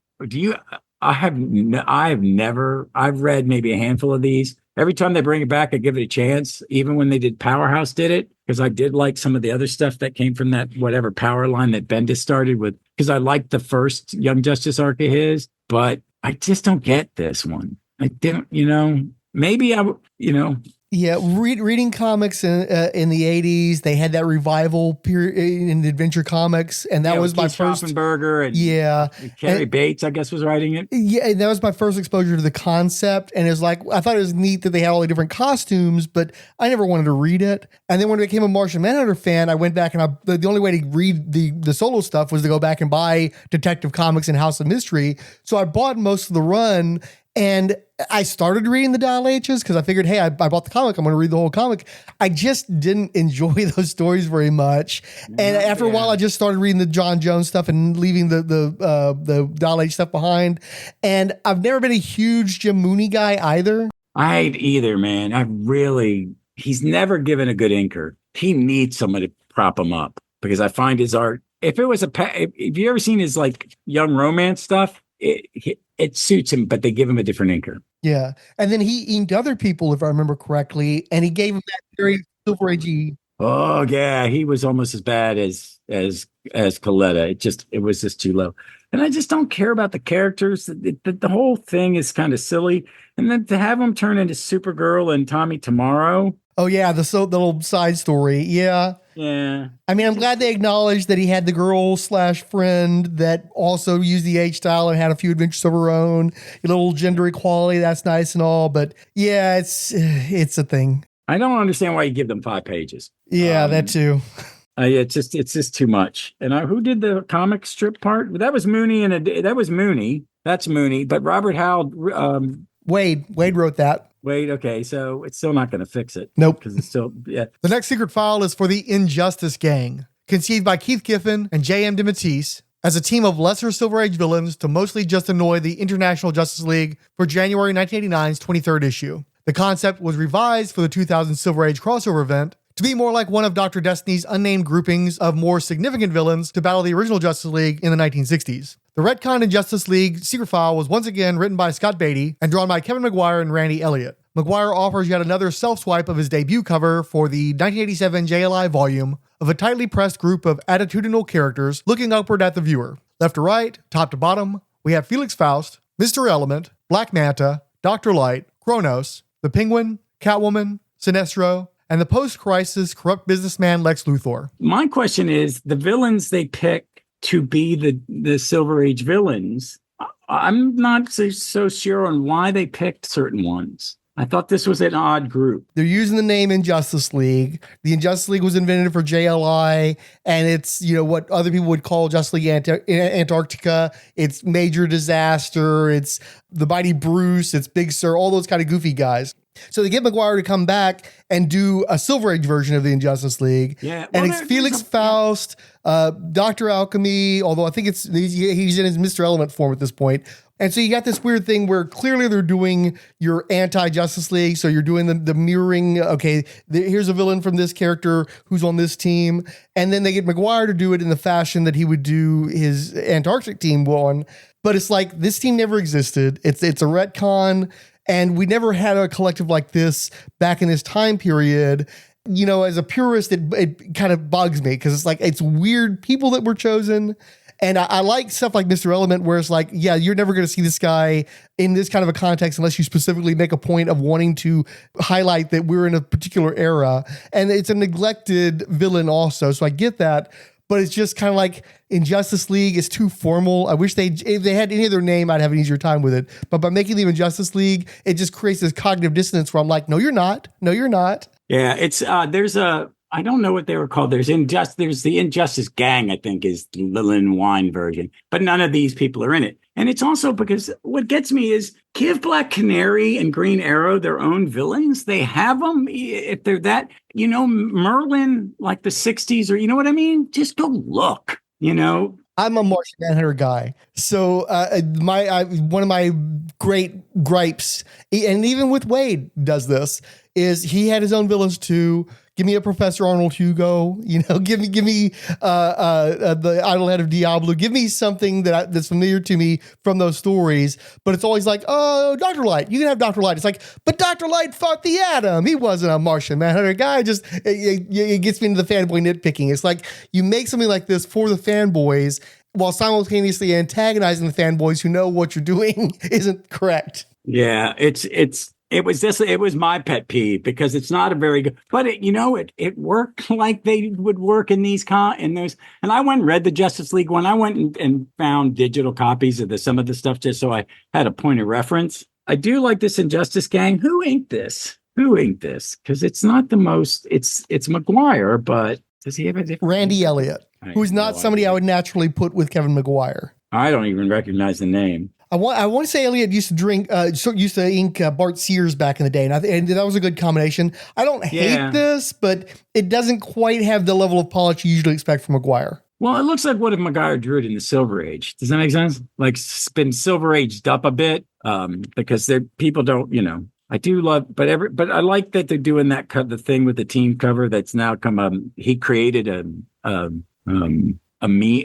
style of cover. It's the Maguire version of a superhero team cover where you have all the heroes looking up. National began to imitate Marvel's buoying, creaky old anthologies with newly created superheroes as that genre was heating up. So was it editor Murray Boltinoff tasked his creatives with revitalizing the June 1963 cover-dated My Greatest Adventure number 80 with The Doom Patrol. Writer Arnold Drake came up with the idea of reluctant superheroes, not unlike what Marvel was doing, but amplified with bitterness and resentment. He came up with race car driver Cliff Steele, whose body was so mangled in a terrible accident that his brain had to be transferred into the robot body of Automaton. Also, B-movie actress Rita Farr, who was more or less deformed into protoplasm by swimming in a chemical bath. She was eventually trained into reshaping herself back to a semblance of her actress form, but she could also grow and stretch her body as Elastigirl. Fellow writer Bob Haney was enlisted to come up with a third member and to co-write the first story. He offered jet pilot Larry Trainor, whose body was exposed to enormous radiation. He had to be wrapped in special bandages to keep his disfigured and irradiated form from harming others. Trainor can now release from his body a separate flying black energy form, which had to rejoin his body inside of a minute, or both beings that formed Negative Man would die. All of these injured bodies were aided by a brilliant scientist bound to a wheelchair, known only as the Chief. He would eventually receive the given name of Miles Calder, while Automaton was redubbed Robot Man, like the Golden Age hero. The powers and interpersonal dynamics of the Doom Patrol were suspiciously similar to Marvel's The Fantastic Four, whose cosmic mutations were forgiven by the public as they proved themselves to be premier superheroes. The Doom Patrol, though, were freaks nudged into helping a humanity that shuns them by the Chief. In this way, they're also suspiciously similar to the X-Men, who debuted about 3 months later. The visuals for the team and book were provided by Bruno Premiani. The team fought similarly odd villains, like General Immortus, Animal Vegetable Mineral Man, and the Brotherhood of Evil. My Greatest Adventure was renamed Doom Patrol with the 86th issue, and lasted until the September-October 1968 cover dated number 121. Along the way, the very rich Steve Dayton used technology to create a helmet that gave him psychic powers to become Minto, allowing him to woo and eventually marry Rita Farr. They went on to adopt Garfield Logan, an orphan boy who had acquired the ability to change into beasts of the forest. The series was never huge, and when it was canceled, the 3 heroic leads were seemingly killed off forever. Our secret file was, yes, written by Scott Beatty, with art by Ramona Fradon and Dave Gibbons. It's a distant shot with a flat blue background showing Negative Man flying up to fight a UFO. Meanwhile, Robot Man punches General Immortus, Elastigirl protects Larry Trainor's unconscious body, and the Chief speaks into a microphone. Doom Patrol, I love this. I love Ramona Fradon, and I love Dave Gibbons, and I do like the 60s aesthetic of the Doom Patrol. I actually like those Silver Age stories. They're very weird. They're not great arcs, but they're very trippy, hippie-trippy kind of things. I like them. It's one of those deals that we talked about teams previously, and they're very much in that Fantastic Four mold where it's a family, it's a set roster that you're going to have to go back to over and over again. But then you also have that X-Men quality of them being freaks and not responding well to the world, the world not responding well to them. I've never felt a strong compulsion to go back and read the Silver Age stuff. I like the covers. I like looking at it. I like the team. I really enjoyed what Keith Giffen and Matthew Clark were doing in the late aughts. Yeah, I haven't read that. They got an omnibus coming up. Yeah, I'm getting that one. I got the one that had the stuff after it started with the showcase when they brought him back. Yeah, that one, and it has all the Eric Larson and the Paul Cooperberg stuff that was in Supergirl leading up to right when, I guess, Giffen goes right to Giffen, and then Giffen goes into Morrison. Right. So you got that break where the Cooperberg stuff ends, and you got Morrison, and Morrison's his own thing that's been collected a billion times. And then much later, you've got Giffen because you've got John Byrne in the midst of that. Oh, Giffen's after Morrison. Yeah. So I've got the Morrison stuff in trade. I haven't read it yet. I want to. I like it when he's just being full on Morrison. Super Turtle. Next, there's a single page Super Turtle comic strip by Brian Augustyn and Ty Templeton, which incorporates a bunch of elements from actual Silver Age filler strips. I'm just going to read the Grand Comics Database synopsis. Super Turtle captures Brainy Yak and drops him off with Casey the Cop in front of Cap's Hobby Center. He flies off to his Shell of Solitude in order to feed the turtles in his bottle city. Do you know much about Super Turtle at all? Literally, it's all ambush bug. It's all somebody else looking backward at this thing that they grew up on. It's all secondhand to me. Yeah, it is. It is very. They were neat to read. There were these. They would have this or Sugar and Spike or or something else. They'd have a little like almost comic strip funny thing in it. I like Super Turtle. He was in the Superman books. He was fine. But I want to talk about the Seven Soldiers of Victory. I mean, I like Morrison cranked to 11. I did like his Seven Soldiers, like the experiment of just saying, yes, this is a one big story, but it's coming. The 4-issue miniseries are the bulk of it, and they are self-contained. You can read them in a vacuum for the most part. I don't want every team to be every other team. Like you're right now with Justice League, where every team is Justice League, every team is an Avengers team. I like it when a team has its own distinct flavor. And Morrison Seven Soldiers really validates that concept because like nothing is Morrison Seven Soldiers, and Morrison Seven Soldiers is not Morrison Doom Patrol. They are very distinct concepts. Different. Oh no, very interesting take. And so I like how he emphasizes these individual miniseries. Like they get together as like a bookend thing, but no, we're going to really explore the Manhattan Guardian. We're going to really explore Zatanna and Clarion. It's like, and of course, it's a very Defenders kind of thing where like these are people who aren't supposed to go together that are being stuck together, and I dig that idiosyncratic approach to a team. Yeah, we're going to talk more about that because of that and how he brings it. There's always a Seven Soldiers of Victory. I have the two Seven Soldiers of Victory's archives, and I will tell you this: that the work done on the Seven Soldiers at that time is in some ways better than the stuff that's in the All-Star comics for the JSA at that point, Justice Society at that point in the 40s, because just the art quality is a little bit better. Was that mostly Mort Weisinger writing, or did he just pass it off quickly? I think that's mostly Mort.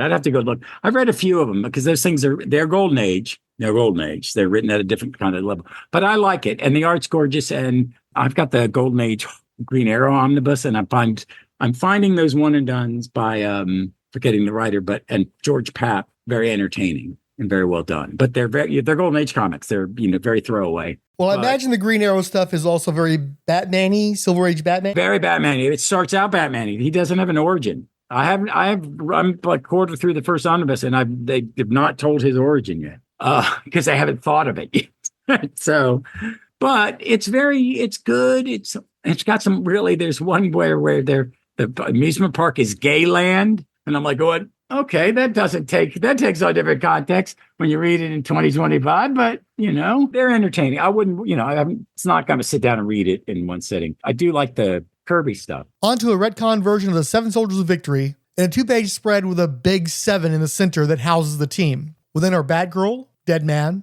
Minto, Adam Strange, Blackhawk, Metamorpho, and a 1980s version of Atomic Knight Gardner Grail, wearing power armor and redubbed Shining Knight. On either side of the 7 is a Starfield, with disembodied heads of Agamemnon and Lex Luthor. This team was only seen in the 2000 Silver Age event, and they're brought to you by Scott Beatty and Dick Giordano. They get a 2-page spread, and I read this. I reread this because it was the showcase. Because these are all characters that would have, in the Silver Age would have shown up in a showcase issue. I don't think any of them did, or all of them did. But this is not a great combo of heroes, I don't think.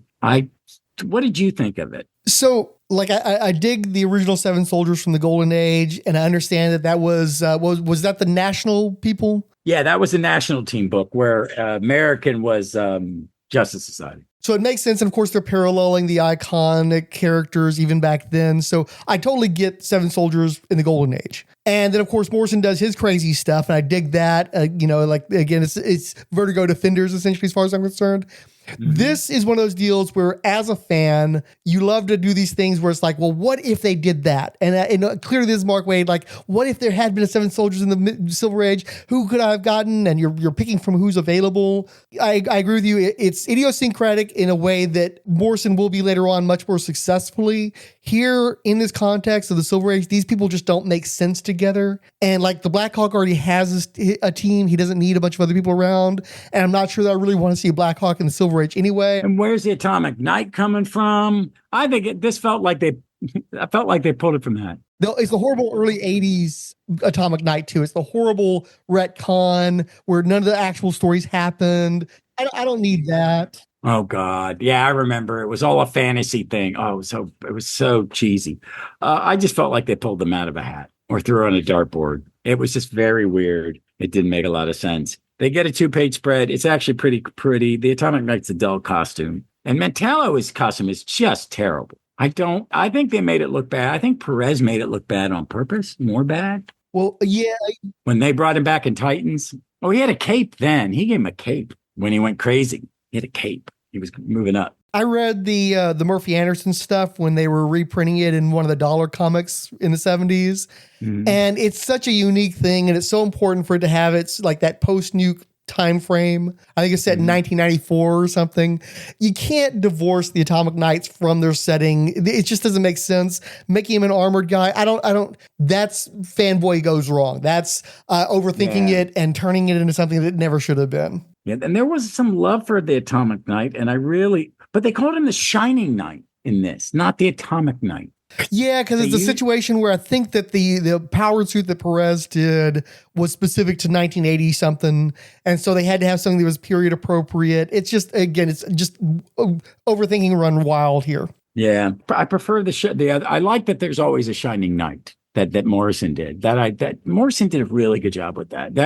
I like Morrison when sometimes he'll just do something that is very fanboy, like the Batmans of the world. Take something that was Silver Age and cheeky and makes it like a thriller. Here in his Seven Soldiers, he makes it like Alan Moore's Swamp Thing in a lot of ways, or Lovecraftian. So I kind of like that. It's spooky. I like that his Seven Soldiers are kind of creepy and weird. And it's really creepy. I'm reading the Creature Commandos presents Frankenstein, Agent of Shade. I got the first trade, the second trade with the rest of it came out. And the first volume starts with the Morrison. And then it's the first 7 issues of the Jeff Lemire Agents of Shade. And then the next one is the rest of the Agents of Shade when Lemire does some and then Matt Kent. And then it's the 3-part Creature Commandos from a Flashpoint. So I'm enjoying it. I read some of it. I'm a Lemire fan, but this is him doing Creatures Command. It's hard. It's Lovecraftian in a lot of ways. It's good. It's good. I thought he was drawing it for a while, but I'm a Titans fan, so I want to talk about... Before you jump into that, I do want to say Dick Giordano never liked drawing superheroes. I realize they want to have that Silver Age bona fides, but I'm not loving the spread here for the Seven Soldiers. I might be a terrible person. I don't like Dick Giordano's inks on most people except for Neil Adams. Yeah, I'm not I think sometimes he's just not putting enough into it. His pencils are okay, and he inked most of these characters at one point, so... I'm not to say that's horrible. I think he was a good editor, but he worked on certain people. I liked him on Dick Dillon sometimes because he would correct mistakes. But other than that, nearing the end of our coverage, we come to the beginnings of the Teen Titans. It all started when the Brave and the Bold was converted into a team-up title, and in June-July 1964 dated issue number 54 combined Robin, Kid Flash, and Aqualad to tussle with Mr. Twister. Bob Haney and Bruno Premiani crafted this one-off, which proved so popular that the team was made official as the Teen Titans 6 issues later in June-July 1965's number 60. Infamously, Haney did not realize that the Wonder Girl appearing in Wonder Woman comics was not a kid's sidekick, but Wonder Woman in her younger days, like Superboy. So he added Wonder Girl power to his Titans and accidentally made a new character out of the error. A few months later, they had a third tryout in Showcase number 59, followed with their own series in January-February of 1966. The 4th issue revealed that the Archer Speedy was actually the 4th member, and was present when the team was formally chartered between their 2 Brave and the Bold appearances. The Teen Titans' first crossover was at Elastigirl and Mento's wedding in Doom Patrol, and that's where they first encountered future member Beast Boy. In their 25th issue, the Teen Titans got caught up in a murder that they were unable to prevent. They briefly renounced their crime-fighting costumes and began working plainclothes for a mysterious benefactor known as Mr. Jupiter. The title remained bi-monthly through January-February 1973's number 43, when the book was finally canceled. A revival arrived in 1976, but only lasted until February 1978's number 53. Again, this was a specialized team, so the sidekicks mostly went back to appearing in their mentors' books and the occasional team-up. Notoriously, Marv Wolfman got to start writing comics in 1968, as did Lin Wein, and one of their earliest stories was Teen Titans number 20. Their intent was to introduce DC's first African-American superheroes, only 3.5 years after Marvel dropped Black Panther, and over a year after T'Challa became a regular member of the Avengers. However, publisher Carmine Infantino nixed the idea and had Neal Adams rework the story to make the new one-off hero another white guy. For our penultimate secret file, I really wish I'd given Scott Beatty a blanket credit like I did with colorist Tom McCraw. And the Teen Titans are drawn by one of the great series artists, Nick Cardy. At center is Aqualad splashing out of a wave with arms at his sides. Flying just above him is Wonder Girl, with arms spread wide over her head.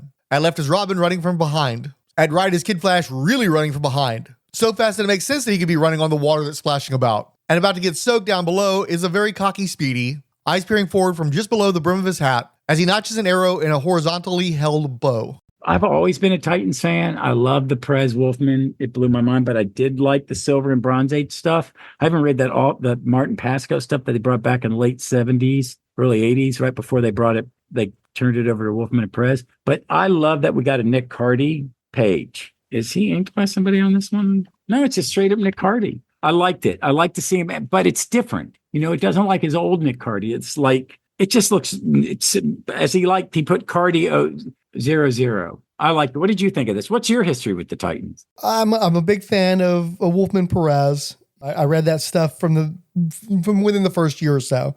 And I love that material. And so when I had the opportunity to buy some of the Silver Age stuff, I did. And I just could never get into the Silver Age stuff. I love Bob Haney, but for whatever reason, I just could not get into that run. Even though the art was great, Bruno Premiani did some stuff on that was awesome. Nick Cardy's great. And I love this image. And you being a fan of the Archers, that Speedy in particular is really cool. Yeah, it is good. It is good. I get you. I like when there's some great issues in that Cardy, in the later Silver Age stuff, like the Christmas one, and a couple others, but there are ones where Marv Wolfman was a kid. He was going to write his first one and introduce the first black DC character, superhero. And they said no and let Adams rewrite it. And Neal should have apologized to Marv every time he met him. Neal Adams, I think a Skate Man was a better writing job. It was just racist of Julie. That was a Julie decision. I bought continuity stuff because I love the Neal Adams artwork, but I never needed Neal Adams to write anything ever. No. But you were mentioning before about the non-costume Mr. Jupiter stuff, and I never had access to that material. That always sounded really interesting to me. It is. It's probably the most interesting part because it's social commentary. It's Haney's a very liberal person, even though he arms himself in The Brave and the Bold where I did the voice, where he goes out with his dog and he's going to shoot the bad guys. But, he's a vet. I think he was a vet. So I'm going to assume that he was a vet because when he was born and all. But Haney didn't care about continuity, but that was a neat thing. They were told, get him out of the suits, make him a little different. It's kind of like is it around the same time as the Wonder Woman? Should be about the right time frame, yeah. I think they were just saying that maybe the kids were becoming very anti-war and very socially active. And I think they wanted to reflect it. Women's lib, but these were all white guys, white World War II vets. But they were also guys that were progressive. You know what I mean? That I call it the greatest generation is the term, but it's that post-war liberalism, that guys that went and saw people die and saw what was done in camps and what Japan did to other nations. And they came back and said, you know what? I'm not going to do this. We're going to try to be better people. And definitely their kids wanted a better world because they saw that war kept continuing. And I think they wanted to reflect it. That 60s liberalism coming through in the comics, I have a perfect thing for. And Haney's a little paranoid, I think, because working for a billionaire, Dr. Jupiter, or millionaire, Dr. Jupiter, as secretly using them as a tool. I found it interesting. It is interesting. It doesn't last long. It's hard to tell some of the characters apart because you really didn't know what Hawk and Dove looked like out of their costume. And now they're not. Was that Dick or who's that? But you got Mal and you get I think it's okay. It's okay. You get Gnark, the caveman. That's a miss. But yeah, that never worked for me. And that weird creepy, he falls in love with we end up calling her Oracle, but Lilith. And it's kind of like, okay, he's a Neanderthal and he fell. It's just weird. It's just weird. Superheroes fall in love. But it's a lot of Haney and a lot of Cardy, and it's always fun. I will say we get another Chemical Curiosities. You want to move on to this? Metamorpho's Chemical Curiosities is yet another one-page, property-centric pass at Flash Facts by Brian Augustyn, Ramona Fradon, and Carl Kesel with Jack Morelli. Ramona Fradon Metamorpho. I'll read it. I don't care. I'll look at it. It's beautiful. It's always amazing to look at.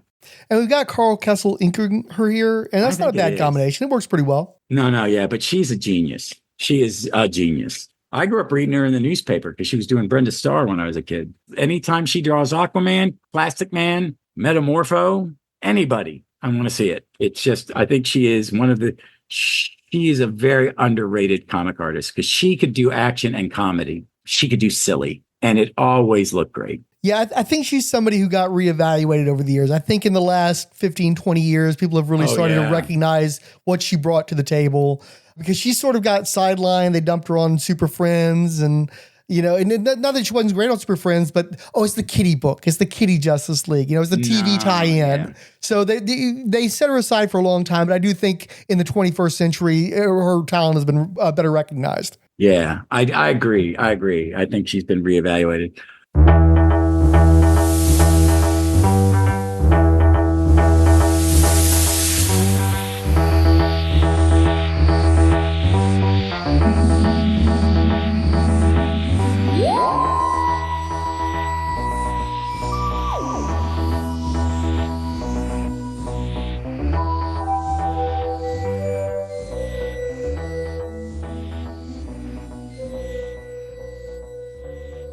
Hello, I'm Ross Aiken, and I'm Old Who. I'm the clever one, you're the potato one. And I'm Victoria Wheeler, I'm New Who. Good evening, I'm a lizard woman from the dawn of time, and this is my wife. And welcome to Gallifrey's Most Wanted, where we discuss the adventures of all 12 Doctors through time and space. So find us on Facebook at Gallifrey's Most Wanted, a Doctor Who podcast.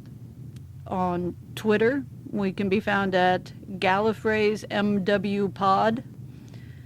You can email your comments and questions to gallifreysmostwanted@gmail.com.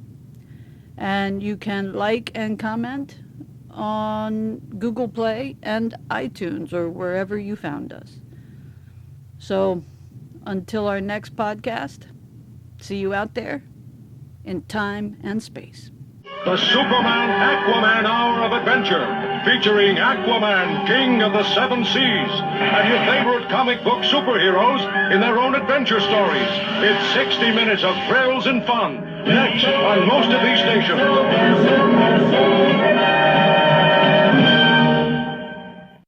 So we're we only got a couple more, and I gotta get off it a bit, but I definitely want to talk about Agamemno. I go with Agamemno. Agamemno. That sounds like it. Okay. Finally, our 11th official profile page, though by my reckoning, I count 13 secret files in this episode. It's the event main villain Agamemno, written by Scott Beatty, with art by cover illustrators Terry and Rachel Dodson. Agamemno is a well-built, yellow-skinned alien with no body hair and pointy ears. He wears a chrome headpiece and a red and black one piece that exposes his arms and legs. He's meant to be the son of the oldest sentient being created after the Big Bang, a being who has conquered most of the known universe, just not like any place a DC reader ever heard of. And Agamemno wants to have even further reach, and he started to take over some places a DC Silver Age fan might have actually heard of. Instead of a threat, he sees the Justice League as a means to his ends. So he swaps the minds of the League members' 5th or 7th or 12th worst individual enemies into the heroes' bodies. You take this to the bullpen, throw it in a plot, add some froth, baby, you got a 5th week filler event going. On his own, Agamemno could project his essence into objects. So he's kind of like Marvel's Absorbing Man, but with bonuses like flight and energy projection. Despite being sold as super ancient and super powerful, he was also super disposable because nobody cared to use him after the event. He sounds like a demon in Supernatural, but I guess it's Armageddon, or I don't. This is the best he looks, but did Dodson draw the main? Did Dodson draw anything else of him? Because I'm not remembering, because I only read a couple of the things. I want to say Dodson did one of the books. I could be mistaken, because again, you had 2 extra sized bookends, and I think they might have had multiple artists, so I'm not 100% on that. Yeah. I think he's an okay character design. He is a one-trick wonder. This is the only time he needs to appear. I think they did a really good job of making him look like a Silver Age character. Oh, yeah. The costume is Silver Age alien despot. If you line him, Destro, and Kangaroo, they all have that kind of profile with the fin. You know what I mean? Yeah. And he had an okay skill power set. Does that make sense? He's basically evil Metamorpho with stretching abilities. Yeah. Oh God, what was I reading? I bought the Complete Terrifics Compendium or Complete Collection, and I read it really quickly. And so they battled Bizarro, and the Bizarro version of Metamorpho is Chango. Okay. It's just a person who just Changos. It's Chango. It's very funny. Do like Dodson's pinup here, and I do like the comic. He was what he was. I mean, I enjoyed the one shots that I read, I enjoyed, but they were definitely just a modern writer doing a Silver Age. Yeah, it's clear that Agamemnon didn't hit because nobody ever used him again. So he was perfect for the event, but you know, the fact that nobody ever excavated this guy says something. And whenever he talks, I hear Thanos. He doesn't really look that much like Thanos, but for some reason his bearing and the way that he thought that he was better than all the other Silver Age villains and let everybody know that, it felt very Thanos to me. Yeah, I agree. I think that's true. It works. But you know what it is? It's going to be like when Robinson brought back the original Heat Wave, or what was it? The Flame, for that, when he brought back this was it an Englehart bad guy in the 90s? That some writer is going to be 30 years from this was written, is going to have read this as a kid and going to use it. Morrison and them, all the Brits did. They would pick these obscure Silver Age villains and bring them back. Maybe someone will do that with him. Oh, I like the last page. Speaking of those unofficial secret files, what would you call a cosmic treadmill schematic drawn by Claude St. Aubin? There's various pictures and a batch of words that explains that if Barry Allen runs really fast on a piece of fancy gym equipment, he can travel through time. What could possibly go wrong with that? So the Flash treadmill, is that Carmine again? No, that's Claude St. Aubin, the same guy who did the Hal Jordan deal. Oh, no, the Green Lantern. Okay. I like it. I like how they explain something that would never really work and tell you exactly how it works. I like you run backwards, you go backwards in time. Yeah, it does a nice job of evoking the Silver Age, which was the point. Yeah. So good job on that. I like the treadmill. I like how they use it as like a dock that gets you somewhere. Like in Crisis, where they use it and they pop up and there's no Earth there anymore, and they're like, "What the heck?" Or no universe. So, but I like it's this whole book overall. I liked it. Because I grew up reading. My brothers hand me down Silver Age comics. It invoked it. I think, and for the most part, it did an okay job. I don't think the event's great. I don't think anybody does, but it's cute, and I'm glad they did it because a lot of these guys weren't around within a few years of this. Yeah. Like they had that Julius Schwartz event, the DC Comics Presents thing after he passed away, and a bunch of these guys weren't around for that. So I'm glad they did it when they needed to. We just barely got Gil Kane in there, so I'm glad they did it, but it is just kind of an amusing little nostalgia thing. Yeah, we had a fifth week. When I owned a comic shop when this happened, and I would have just not to have as many books. While watching Ross from his camera, I saw a mass lunge at him.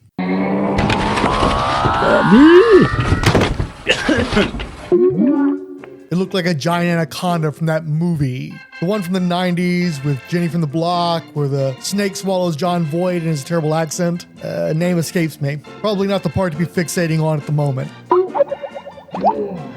This big snake-looking thing flung out from and knocked out the camera, except it was fleshy, like a Caucasian skin tone. Whatever the case, it looks like Ross is out of the game, and now I have to deal with a metahuman joining it. There was something oddly familiar about that thing, too. Can't quite put my finger on it. I better run through these confidential communiques quickly, before I got a white anaconda going for my own throat. A World on Fire, JSA All-Star Squadron Earth 2, Dr. Ange, Between the Pages blog, Captain Entropy, Dave's Comic Heroes blog, D. Kilroy, who added, loving all these. This is the DC I love. The really weird, deep bench, all-star squadron stuff. This is where my inner kid still lives. Derek W.C., Doc Strange, Dr. Pop Culture, Ed Moore at Teal Productions, Elodie Wells, Flanger, who added, About Effin' Time, G.B. Blackrock, Gregory Litchfield, Heathen Chemistry, The Irredeemable Shag, Jim Imbruglia, SCTV Forever, Keith G. Baker, Mark D. White, Maxo, Melissa Kutcher, Mev, Nerdy Textile Artist, Relatively Geeky Podcast Network, Scott X, and Usoro. Now that we've revealed our secret files, it's your turn to give us the goods. Let us hear your thoughts. Share your opinions by recording an audio file that we can run on air, or write an email at rollspinepodcast@gmail.com. Leave a comment on the Rolled Spine devoted WordPress blog for this episode, or maybe on the Tumblr gallery. Tweet at Rolled Spine, or go skate at Diablo Frank on Blue Sky, or just keep it to yourself like most people do. because I'm not logging into Facebook. I just don't like you like that. What will the topic be next month? Sorry, folks. They wouldn't be secret files if I just gave them away. You'll just have to do your part by listening to each episode. Thank you for tuning in. I've been Diablo Frank, and I'll leave you with a question until next episode. Do you want to hear a secret?